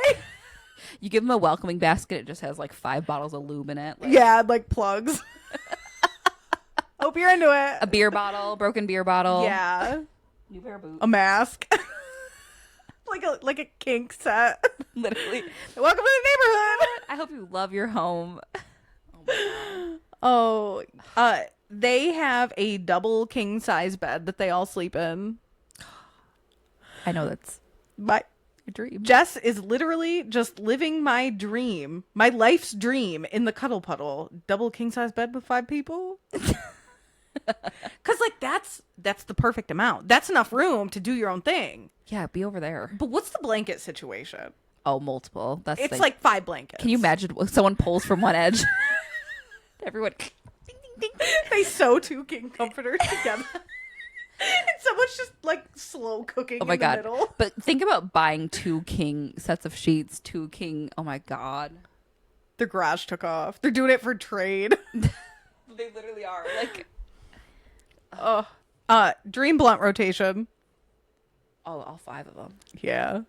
I can feel the tension already. But I would have to be inserted. This is the thing. This is a self-insertion kind of book. You know, I want Jess. I love Jess as a character. Like, she is presented as very like unlikable, and then She's just traumatized, she's like just the rest of traumatized. us. But like, I would just want to be Jess. Yeah. I wouldn't know what to do with it. I would. She would. I would love to hear about where they are. Like, I feel like Jess is running an empire. Like, Good things. I don't feel like this book would hit without them being so tortured. Like, I understand why this story does not need to be continued 100%. But, like, is Jess running a business empire? Is the boys' garage super successful? I would read a happy story. Do they have babies? I would. I don't want anyone to have babies but them. Yeah. You imagine raising one kid with 5 people? Like, Yeah. Incredible. No, that would be ideal. the village. This is the village we talk about. This is really cute people. Y'all just got to be fucking. Yeah. This is really cute people. It's like, this is a perfect scenario for this child. Yeah. No, I could read a positive, good, happy end story, like Even just a continuation in a novella. And I would read that, and I would be any type of content. like I'll be very fed. much so, like the Rachel Reed, like Halloween with Aaliyah Yes. situation. Let me drop in on Thanksgiving and meet the 2 kids they have now, and talk about like Jess getting 2 weeks off work when she runs her own company. Like, Yeah. Come on, Harley. Harley. I won't even look at the camera. You don't have to pretend I'm saying it. Please. And They then, teased it before. right. And the Dare novella comes out soon with the new novella Ghosted in it. And I love it because I love the idea of more content. But based on how beat up they are from them losing Jess after the Dare, I know this is going to be like gut punch, sadness. It's gonna be torturous. Yeah, they're going to be in a really rough spot. Yeah. Thanks for coming to the Losers in Lestat podcast. Losers in Lestat. Feels good. What's on your TBR? Oh my god. So much. I typed it. It's fat. I know. Bless her. I was like, I have nothing done. We are doing a lot of prep for Book Fair Bel Air as the head bitch interviewees. We like to do our homework, so we're reading a lot of books from authors at the Book Fair Bel Air. I started. So this is a book that was on my Pride TBR. Disappoint Me by Nicola Dinan. Spotify fucked me completely. Yeah. I had like, I want to say like a quarter left of the book, and I got kicked. So You're not paying for a top off. I'm not paying for a top off when my shit renews in like 3 days. It was like 4 days from when I was finishing. I'm like, I think it's Monday. So I will be getting back in. I will be finishing Eye of the Bedlam Bride. I might be restarting it. So How far into it are you? I'm like 45% of the way in. So 12 hours. And the other problem was Drew was reading The Fate of the Gods. We share an Audible because like, who doesn't? And If you and your partner have 2 separate Audibles, don't do it. let me know what you do for work. Yeah, right? I'll be your sugar baby. Yeah. No, yeah. So Drew was on a road trip and pulled it up, and I had been listening to Bedlam Bride, and they texted me. They're like, they keep mentioning The Butcher's Masquerade. I thought that was the next book that I'm reading. I'm like, it is. And I was like, I don't remember them mentioning anything about The Butcher's Masquerade because it was like, it was created in that book. And they were like, oh my God. They like had to pull over and be like, oh my God, I was reading your book. Wrong. For book. Hours. Crazy.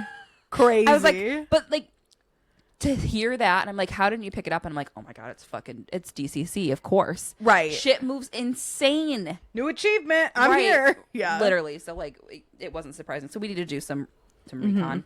I saw this book at the store yesterday when we were perusing, and I was like, this cover goes crazy. There's Something Fishy About My Boyfriend by Gloria Duke. I will be ingesting that because Go look at this silly. cover right now. It's so silly in the best way, and I wanted Bedazzle. It's one of those ones that I think could be Yeah, Bedazzle for sure.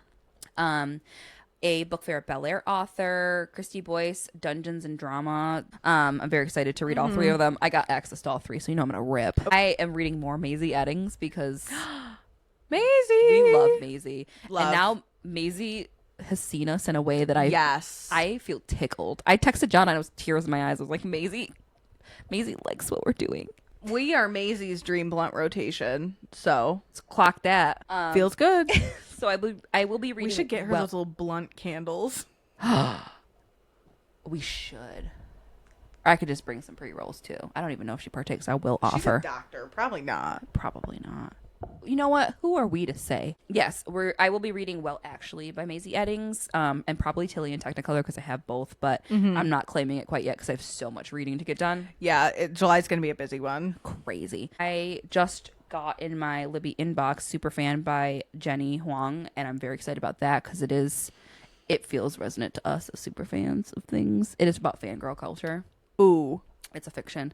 Adding that onto my TBR. Yeah, you'll need to read that. And then I also received What Hunger by Catherine Dang, which is a weird girl lit fic pick that I think I got a TikTok for it, and I was like, yeah. You got Johnna. Something about when people are like doing something with fruit on a cover of a book, I'm like, I'll read it. I'll bite. Felt. Yeah. So Very felt. Lots to read. There's more than this. So yeah. What about you? So my first up is Tilly and Technicolor by Maisie Eddings. I really want that extra piece of rounded out personality from Tilly and Oliver. Yeah. So that I am currently reading the Vampire Lestat. I made some serious progress in that, but I plan on reading the Vampire Lestat, Queen of the Damned, and Tale of the Body Thief by Anne Rice. That is my goal, is to get to the 4th book. Yeah. I don't want to say as quickly as possible, but like I need to fucking know. Yeah. So I saw something it was a clip from the beginning of episode 1, and it had something to do with content from Tale of the Body Thief. So that is why I want to be there so bad. These books are not what I typically read. They're very much like gothic, like read between the lines, romance, things like that. But they are reasonably easy to digest. Like when you get into books that are 23-hour audios, like I think of Carl, at no point is anything that, like, Carl is fast paced and simply written. So it's like bang, bang, bang, bang. And this has a decent pace, but it's kind of like floral. Yeah. So although you're moving quickly, you're not moving from concept to concept to concept. Right. They're like marinated. So you can in like this. digest what's happening a little better, which Good. I like I said, I like the Vampire Lestat much more than I liked Interview with a Vampire. I was wondering if it was like readable in that way, because it feels like those type of gothic type beat. Recently read a gothic book, and like I think these are much better done than that. Yeah. Next up is The Lowe Job by Grace Alexander. I got the arc after the pub, so if you want to read this, get on NetGalley. Yeah. They're just handing them out. I also have Dungeons and Drama by Kristy Boyce, who is a Book Fair at Bel Air author. Yeah. And then the next one I have is Widow's Point by Richard and W.H. Chismer. Yeah, girl. W.H. Chismer. This is a book that is written by a father and son, and they are also Book Fair at Bel Air authors. W.H. Who done it?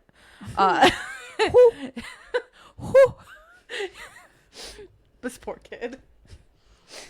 W.H. Chismer is about to release his debut solo novel called Them, and the cover is very Brat Summer. It's like neon green with like a dragon tail in it. But I think that I did read the description for it. I think it's like a dragon descends upon like modern times, so it's not really like fantasy. Oh, I'm excited. I don't know. That could be so off the rails. Grain of salt, people. I'm going to grain of read salt. that and then possibly edit that out. But yes, that book doesn't come out till August. So I wanted to, like we said, we're working on reading as many Book Fair at Bel Air authors as we can before we interact with them. Yeah. Because we like to be informed. Yeah, we're informed girlies, and I think there's so much to offer. And there's so many books that we're like, I want to read that and that and that and that. And obviously, each of us can't read 20 books. So we're dividing and conquering. Yes. I do think, like it's exactly that. It's not only doing our homework because we're interviewing these wonderful people, but also there are so many good things to read here and so many good genres.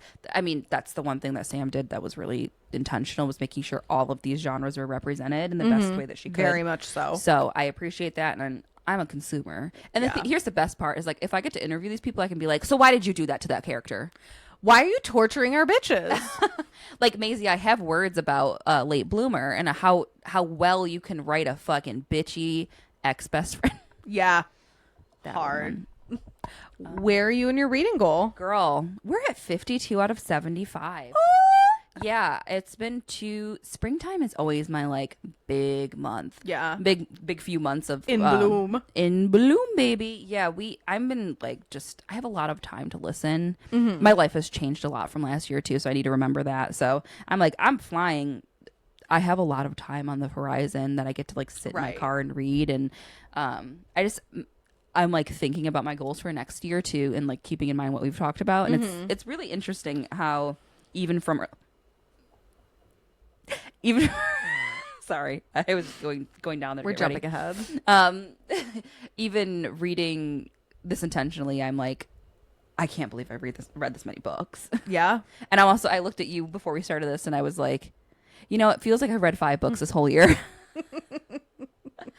Because there's some that just consume you. Yeah. Yeah. So. Yeah. The ones that stand out really stand out. That is for sure. Where are you in your reading goal, ma'am? I am at 72 out of 75. That's impressive. And I would like to go on record and say that I am very much still honoring my goal, even though I am going to exceed my goal, because a couple things. The conversation we had with the author yesterday, when I was like, usually I don't rate anything below a 3.5. And that's very intentional because I am DNFing things that don't resonate with me and not interacting with books just for the sake of reading them. And the other piece of this puzzle is I saw that 72 number. What is it? The 26th, the 27th? I saw that 72 number and I was like, I can finish my goal this month. Yeah. But you know what? What was calling to me was to read The Vampire Lestat, which was super long. Because Come to me, Louis. Come to me, Louis Dupont Dulac. So I was very much like, oh my God, I'll just read Dungeons and Drama. It's like 9 hours on 2X. I can get that down to 4.5 hours. Like, I'm like doing all this mental gymnastics to try to figure out how I can finish my reading goal. And I was like, hard stop. Yeah. That's not the point. That's Period. Deeply not the point here. That's not what we're doing. I am honoring my reading goal. I am reading what most resonates with me. Very much not whipping through a bunch of books. We have a special guest. Everyone This say is help. Max. Don't show your butthole. This is my son. I birthed him. What do you have to say to the people? All right. That's it. That's all. That's it. He just said slurs. Yeah. It's pride. It's pride. So yes, I'm very much still honoring my reading goal, which feels good because I'm not rushing through things. Right. And I'm reading what speaks to me because right now I am on such a war path for more knowledge and more content in this universe. Yeah. And that's honoring how you're feeling in the moment. That is why I should be reading because I'm passionate about it. So It feels good. And it felt really good to be able to actively correct that behavior when I was like, I'll just get through these books really quick because I could have finished my reading goal on the way down here. But that wasn't... But Louis Dupont Dulac, come to me. Right. That, good on you. Proud of you. Oh, growth. Yeah, but you'll be, come next month, July, you'll be done with your reading goal, which is like I say, being done. But you will have met the reading goal that you placed for yourself. Yes, without the pressure. And I will continue to read with intention. Yeah, and I suggest everyone does the same. Yeah. I'm at a very different place this year than I was last year, and I look at how many books I read last year. I read 185 books last year, which is 113 more than I read right now this year, and I'm like, how? Yeah, crazy work. I don't know how you were doing that either. Same. I'm happy to be a little less bored, I guess. You want to talk about the TBR for the pod? Yeah, we will be reading Fabulous Bodies by Chuck Tingle, like we said earlier. It is still in ARC form. It has not been published yet, so sorry. We did it again. These, again, honoring things that resonate with us. This resonates with us. This is something like we love Chuck. Yes. And this book is silly, goofy, kooky. Yeah, I haven't started yet. Johnna's dove in. So yeah, we will get. I'm at the halfway point. I was denied for both the ebook and the audio, so I was denied for the audio and given the ebook. Like, fight me. What? On what grounds? What's the charge? I don't know. Fabulous Bodies is a supernatural horror novel by Chuck Tingle about Poppy Stringer, a fashion influencer and grave robber in Palm Springs who gets a lucrative job to steal the body of dead rock star Eddie Michaels, only for him to wake up, leading to a chaotic, gory, and hilarious night of survival. The book is praised as fast-paced, campy, and surprisingly heartfelt horror comedy that explores themes of fame, love, and family amidst the carnage. He's gonna. It has delivered every single one of those things. I am having so much fun in this book. Yeah, it is cooked out. Just for me, because I was fanning his ass. Do you feel like the writing is very similar? Like he's throwing in those. Really, like it says, surprisingly heartfelt. Like, yes, it is so excited, so deeply Chuck. He does what he does so well. I hope to one day be able to talk to him. Chuck, we're looking at you, babe. Come on the pod, and bring the black belt. Nothing but. He's never gonna come on. I hope to one day be able to clip that at the beginning of our interview with him. Yeah, interview with a Tingle. If we're not anything, we're manifestors, okay? Yes, we're manifestors. And dreamers. All right. Are you ready for book news? I like that. Losing my mind. First up, we have Jacob Tierney is releasing a book, and this feels fucking personal. Crazy. It's called I'll Believe in Anything, which He loves that song so much. he does. He talks about it. He's like, I built this show so I Around can put this song. Wolf Parade in it. But it makes so much sense that he would write a book. So the book it's the official complete collection of annotated scripts for the first season, which is everything because he put his whole poos into this. Saying that, Yeah. There's exclusive content in it, never before seen behind the scenes photos, insights into intimacy choreography, set design, costume notes, which I find intimacy coordination very interesting. And there's an original foreword on it by Rachel Reed, which I love. I know that she's been so involved in this process, and this has brought her things beyond her wildest dreams, which makes me feel warm and fuzzy. And it's being released by Hatchet Book Group on October 13th.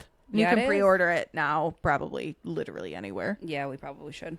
Next we have a special edition DVD Blu-ray of Heated Rivalry that is also coming out. It is season 1 collector's edition. It's available on 4K and Blu-ray DVD. We're just running ads. Yeah, right. I'm like, blah, blah, blah, blah. It features elevated packaging, which give it to me. Exclusive, never before seen bonus content and cast and crew interviews, which will all be likely put on some social media because that's how the world works. And yeah, I'm very excited to get this. I am entering my physical media era, and Drew and I we were like, we need to start collecting things, which sounds crazy because like in my current situation, I have no space to collect things. I'm like into the records. So I'm like starting to get. Do you have a record player? No, but I've been. I knew the answer to that question. I just need to say it out loud. I am so Those hater paralyzed by behavior. the options. Okay, I am paralyzed by the options, and again, I don't live in my own space for me to set something up, so it doesn't feel like a purchase I can make right now. If anyone wants to gift it to me, they can. Looking at you, is it Crosby? Crosby, sure. Crosby, sponsor us for real. I will take something because I don't know wow, what I'm we doing. sound desperate in this episode. Give us. We're kidding. We're I'm so not. for real. I mean it. Aligned. Yes, this looks delicious. I'm very excited to order this because I'm gonna get one. Yeah. DVD player or not.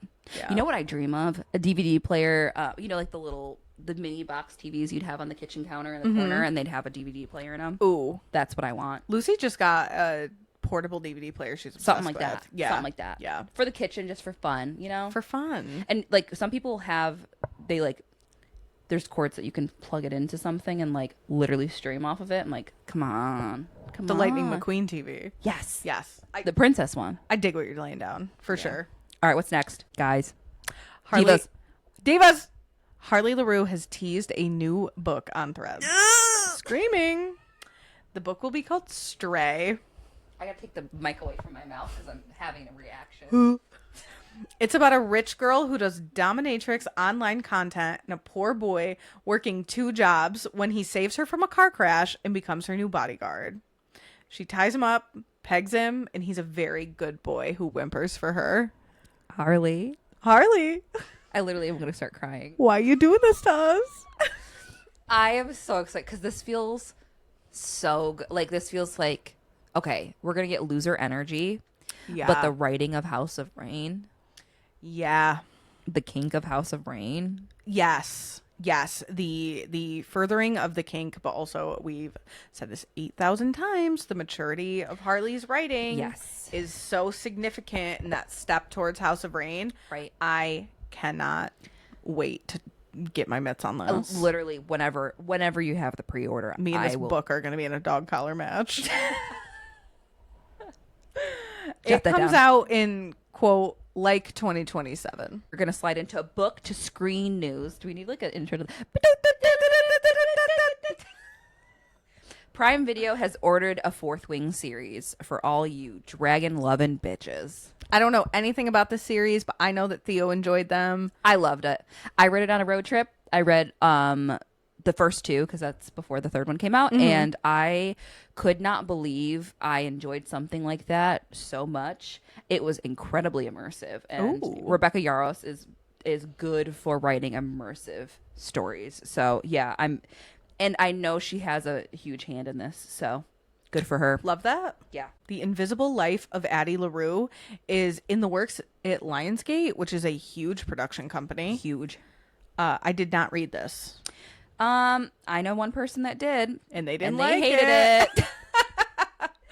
And I didn't read it because of it, and I didn't read it because of that same thing. and I think it's a pacing issue. So maybe this story will translate. But you way loved better. Bury Your Bones in the Midnight Soil. Yes. That's by V.W. Schwab. This is too. It is. I was like, wait, yeah. Yeah. And someone else said this, but that was like, that is a lesbian vampire yearning, bitch. Have you not read that? I have not. I'm really somewhere right now. I know. Stop giving me TBR books. I know she's made me do my homework, and so I'm gonna give her a required reading list for July. No, not for July, because you're entering a space with Lestat. Yeah. When you're done, Yeah. expect me to I'll be see knocking. you in 13 Anne Rice books, bitch. I'll see you next. I'll see you in like 2027. in like 2027. I'm gonna start like one of those fable lists and just start adding to it. Johnna's required reading. Go for it, Yes. please. That's great. Absolutely, and then you can please. pluck from it when you. And then when you I'll have to make think one for about it. you. Perfect. Follow us on Fable. You can Hey. follow us along. Yeah, this will be fine. I'm guessing there will be a lot of because people love that book. Yeah, very much. It just was very. The pacing was all over the place, and I don't think the pacing for "Bury Me in the Midnight Soil" was. I thought it was great. Okay. Yeah. So, but very different stories. So, I don't know. Buckle up. Five Brothers by Penelope Douglas is getting a TV adaptation from Crave. Which is crazy. The Canadian taxpayers work harder than everyone. Literally. Crazy. Crazy. I'm sure we'll see dong and butt. Like, I don't know anything about this book. So it is a But Five Brothers? Five Brothers. So, it is a dark romance novel about a wealthy young woman, Krisjen, Krisjen, one word. That's some real Justana bullshit. It is. Who becomes entangled with the five distinct Jagger brothers from, quote, the other side of town, exploring themes of family, class, and taboo relationships. Also, these brothers' names are Macan, Army, Iron, Dallas, and Trace. You know who we need to read this book for us? Your mom. Oh, yeah. She Whitney. Mom, jot this Five down. Brothers by Penelope Douglas. Please read it and report. Report back. Love you. So I have read two Penelope Douglas books. I read Corrupt and Hideaway. And these were not good. She's best known for Credence if you haven't read it. I haven't. Because I can't get an audio of it, so I refuse to pop it open. So I got the second, first of all, these books partake around like high school and college students, which feels really young and weird. There's like a little sister thing happening here. There's a big power play dynamic. Like these people, these four, I think it's four guys, it's 3 or 4 guys, and they set out in Corrupt to ruin this girl's life. And like one of them is one of the men is in a situation where this girl's been orphaned and his family was like taking care of her, so it's like real little sister energy. No, and thank you. they literally take control over all her money and assets, so she has nothing, and then like start fucking her. She likes it? Yeah. Is it So Stockholm? Is it... So I will let you know, the second one, Hideaway, the whole premise of it is a fucking karate dojo. In that, like, come on. So I walked away. So this is the Devil's Night series. I walked away. Yeah, I just Hard. know she writes some freak shit, and She does write some freak shit. Like, there is like dungeon sex happening. yeah, there's some freak shit that happens in here. But also, like, I don't love a power dynamic like that. No, same. I do not love the age play like age that. play is weird. I can't do that And either. I really... It's weird with vampires. Yeah, and I have a really difficult time with just like how shitty it is, and I don't. Yeah. Yeah, There's degradation, but there's also like, hey, there are a lot of elements that make this icky. because so- what makes kink great? Consent. Hey. Weird. Okay. Yeah, not yucking someone's yum, but also we're Yeah. allowed to have opinions on that. Maybe not our scene. Oh yeah. Oh, I will also add, I saw something where someone said like, I hard stop will not read books where people are like in intimate relationships if like not everyone's over 21, and like this falls into that, like so Yeah, young. no, thank you. No, thank you. Bunny by Mona Awad is getting a movie, and this is in the works by Bad Robot Productions, which did Lost, Fringe, and Cloverfield. This is a J.J. Abrams production company, and this feels like did you watch Fringe? I did not watch Fringe, but I did watch the other two. Okay, I loved Fringe. Very sci-fi, very like fucking crazy timeline play, It's all J.J. sorts of Abrams, timeline play. It's a kink. Fucking with the timeline. Out of my mind. God. I feel like they could really nail something good for this. Bunny is weird, and if it's weird and they do weird well, I consider me sat, I think. I believe. I believe. Icebreaker by Hannah Grace is getting a TV adaptation. It's in the works with Netflix. And this is your note, and I've never resonated with anything more. We don't want more hockey. We want more gay romance. I think that we're learning that with Off Campus. I see a lot of, I haven't watched Off Campus. I've seen a lot of like discourse that like, why isn't Off Campus as big as Heated Rivalry was, and like all this shit. And it's like, first of all, We're tired of straight white media. people aren't oppressed, so move on. Yeah. Second, louder. Say it. Second, like there is this want for queer romance because representation matters. Right. So yeah, Bye, Max. He agrees. Max. That's where he stands. He He's like, said, "I only want queer romance." So yes, get it right. We want more gay shit. and I know this was well received by a lot of people. I've yet to read it. I probably won't. Not my jam, but I would probably watch it. Here's the thing: I'm gonna watch a book to TV adaptation because I did read this and I liked it. Yeah, you said it was more than fine. Yeah, So, yeah. love Sorry, No, you're good. just you. It's me, bitch. Love Hypothesis by Allie Hazelwood is getting a movie, which I think that we talked about before, but a Yeah. release date for it dropped. It is coming to Prime Video, and it is going to be out on September 23rd of this year. I love when you feel like you don't have to wait for something. 'Cause, Yeah. I was like, the oh, wedding so people soon. got pulled for a movie, and like I have no information on it still. Yep. They're like it, was and they're like, oh, auctioned. here's this. Yeah. So it's on Prime. Like I have confidence about that. I haven't read Love Hypothesis. I might read it before this then. I don't think I've read that one either. I've read a lot of Allie Hazelwood though. I couldn't be mad at it. I will say my journey with Allie Hazelwood, the first book I read by her was Not in Love. Have you read that one? No. And the forward on it is like, if you read the rest of my books, I got to tell you, this one ain't like those because it's very kink Sweet. and heavy, emotional, and other way. But Deep End's an outlier too. Yeah, So Deep End is- So yeah, those that's are what I started Those with. are massive outliers for her. So she was like, if you're looking for your cozy little romance, this ain't it. So I read that one first, and I kind of had forgotten that she said that, and like dove into another one. And I was like, you're writing this? This is it. Where's the kink? Right. Anna Kendrick is set to direct The Seven Husbands of Evelyn Hugo on Netflix. Did you read this? I have. I have not. It is good. It was one of those like This feels like mandatory book? reading Yeah. in a way that I thought I'll never read that. yeah, it's always it's very popular, and it's popular with the streets because it's queer in an approachable way. Mm-hmm. And I think this will translate perfectly for the screen. It's one of those Right. books that you think, yeah, That's such an iconic cover in my head too. oh, it's and so good. I feel like I kind of really trust Anna Kendrick. And I was gonna say, I love me some Anna Kendrick. Yeah. Tried and true. So I trust her. I mean, I never trust Netflix, but hearing that she is directing this is really cool. Mm-hmm. And I think it's got it's got good bones. Yeah. The book's got good bones. Yeah. Nice and sturdy. She's sturdy. Next up, this is our last little book to screen. news. Dungeon Crawler Carl has been officially announced as getting a TV show. It will be a live action. It is coming to Peacock. It is being produced by Seth MacFarlane behind Family Guy and American Dad, and I feel Icky about it. because I do too.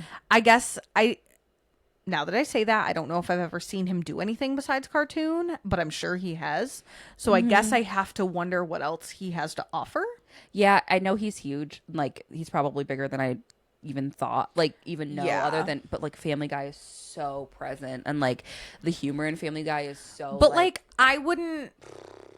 You know what? Actually, I'm lying. I was just gonna say I wouldn't expect Trey and Matt from South Park to deliver me something incredible. But I would, because South Park I would be more. South Park is so heavy-handed, but it's all political commentary, and I Yes. trust their brains more than I do To put it in there whatever's properly. happening on Family Guy. Yes, and to put it in there in a proper way. Yeah. Yeah. So maybe I will do a little more research to soothe myself, hopefully, I'm and nervous. see if he has produced anything else. But again, he just has all the money and resources in the world, and this could be his passion project. It might be, and he might be taking care of it with like He could Jacob Tierney this. he could. He could. The other piece of it that I'm a little nervous about is Jeff Hayes' involvement, because he's such a huge piece of this. He and has to. And I know Matt, you wrote these books, but like Jeff put these to life. Right. He put them In- in a different caliber with his narration. So And that very much falls into my next little bullet point, which is how would you dreamcast this? ooh, Which I yeah. know that that's really hard. And I've seen a lot of discourse like, I need Jeff Hayes as the AI, or I would, Princess Donut. or voicing Donut. It has to be Donut. Yeah. If anything, like Carl can be Carl. Like we'll figure Yeah. out whatever.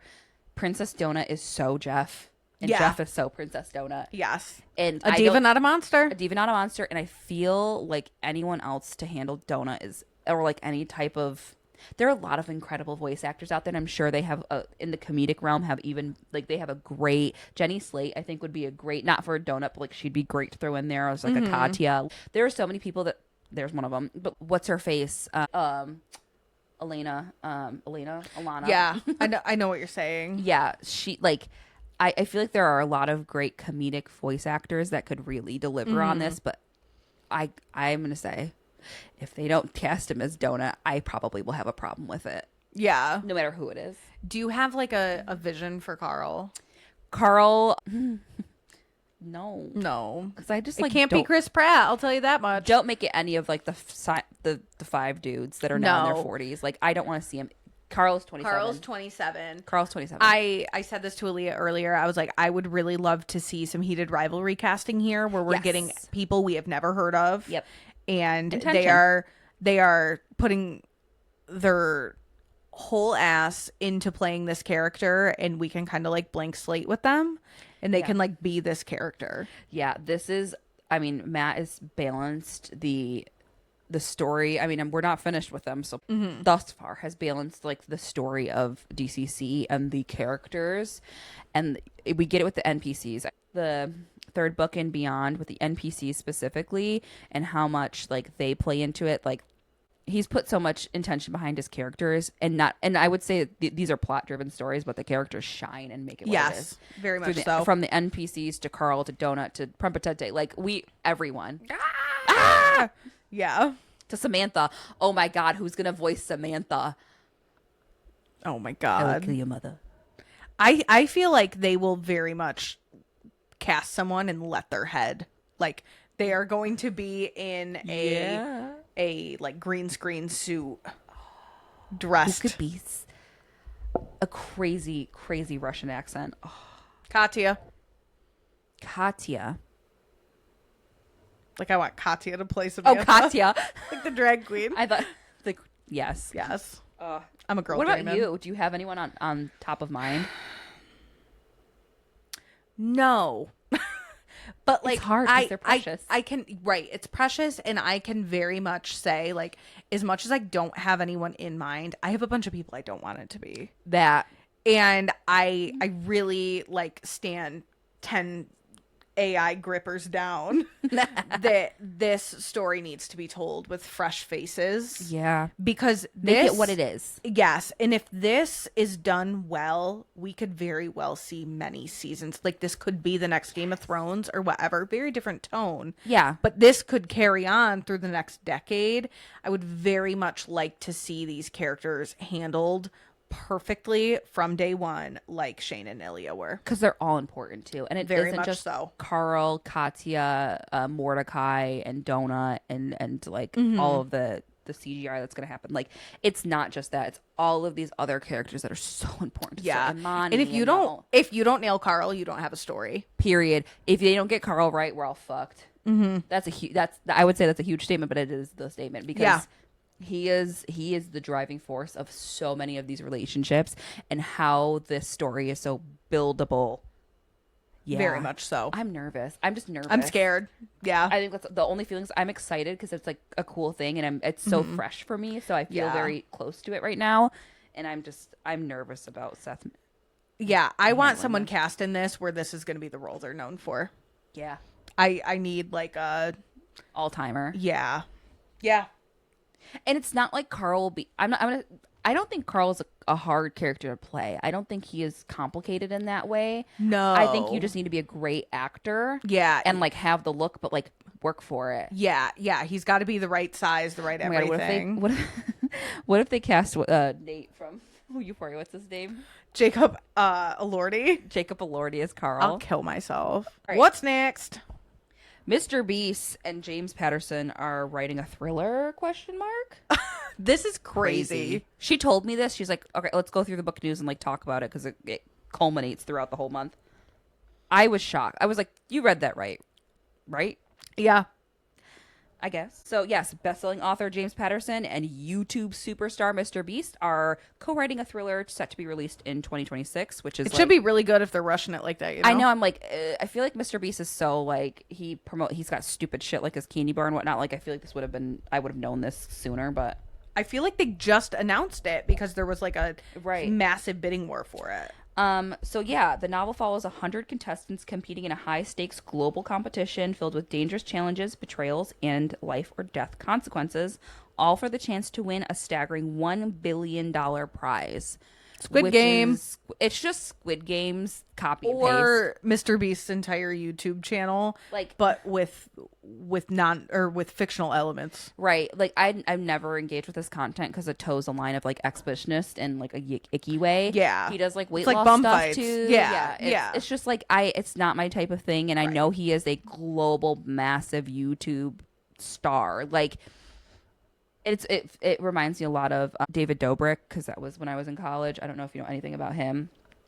Just a fucking kid with a lot of money all of a sudden, and like he would try to do nice things, but it's only for his friends and his like rich ass friends and stuff he was exploiting in his YouTube page, and like a lot of them are fucked up from it. Like one guy, he actually like disfigured his face and like Oh my God. is like one of his closest friends with a stupid stunt, and yeah, so like he gives that energy, so I never engage with his content ever. And I mean, everyone knows James Patterson. Yeah, that's a huge name pull. Like, who Huge. made that phone call? Who's pulling the strings? Probably Mr. Beast, because he has like stupid money. to Yeah, do he needs stupid more.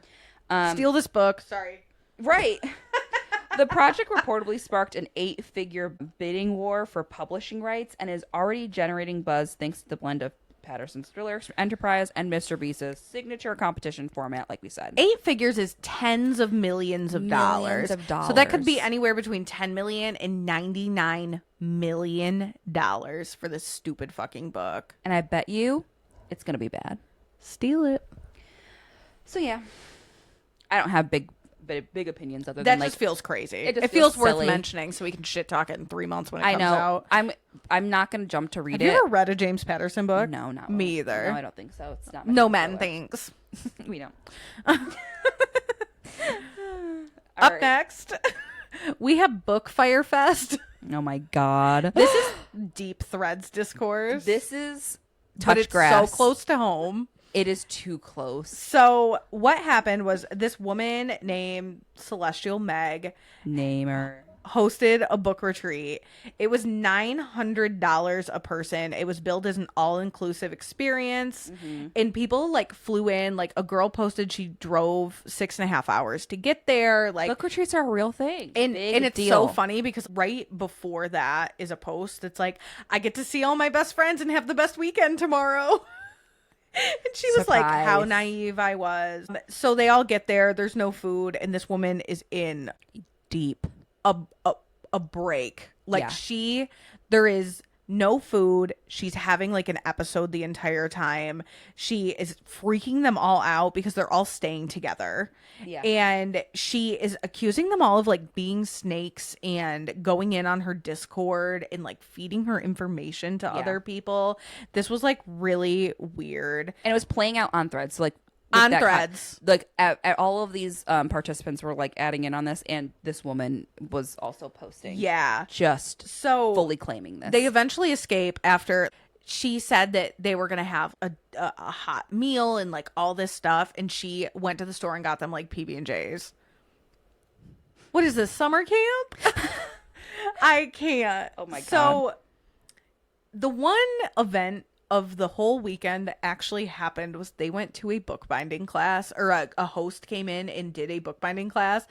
And it was my man, Corwin Michaels, that came in and did the bookbinding class for my book club, our book club. I Angel. was just like, so I see his name, this man that I have met and like spent hours with. I see him in this discourse and I message him Gasp. immediately. I'm like, I cannot handle whatever is happening right now. This is crazy. This innocent man.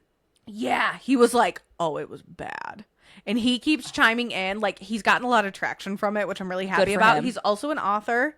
So if you're in, like, the greater Rochester area of New York, he will come to a bookbinding class, read his books. Yes. He's you guys had a good time. absolutely lovely. Yeah. I have not enough good things to say about this man. Oh my God. And he got put in the kookiest situation.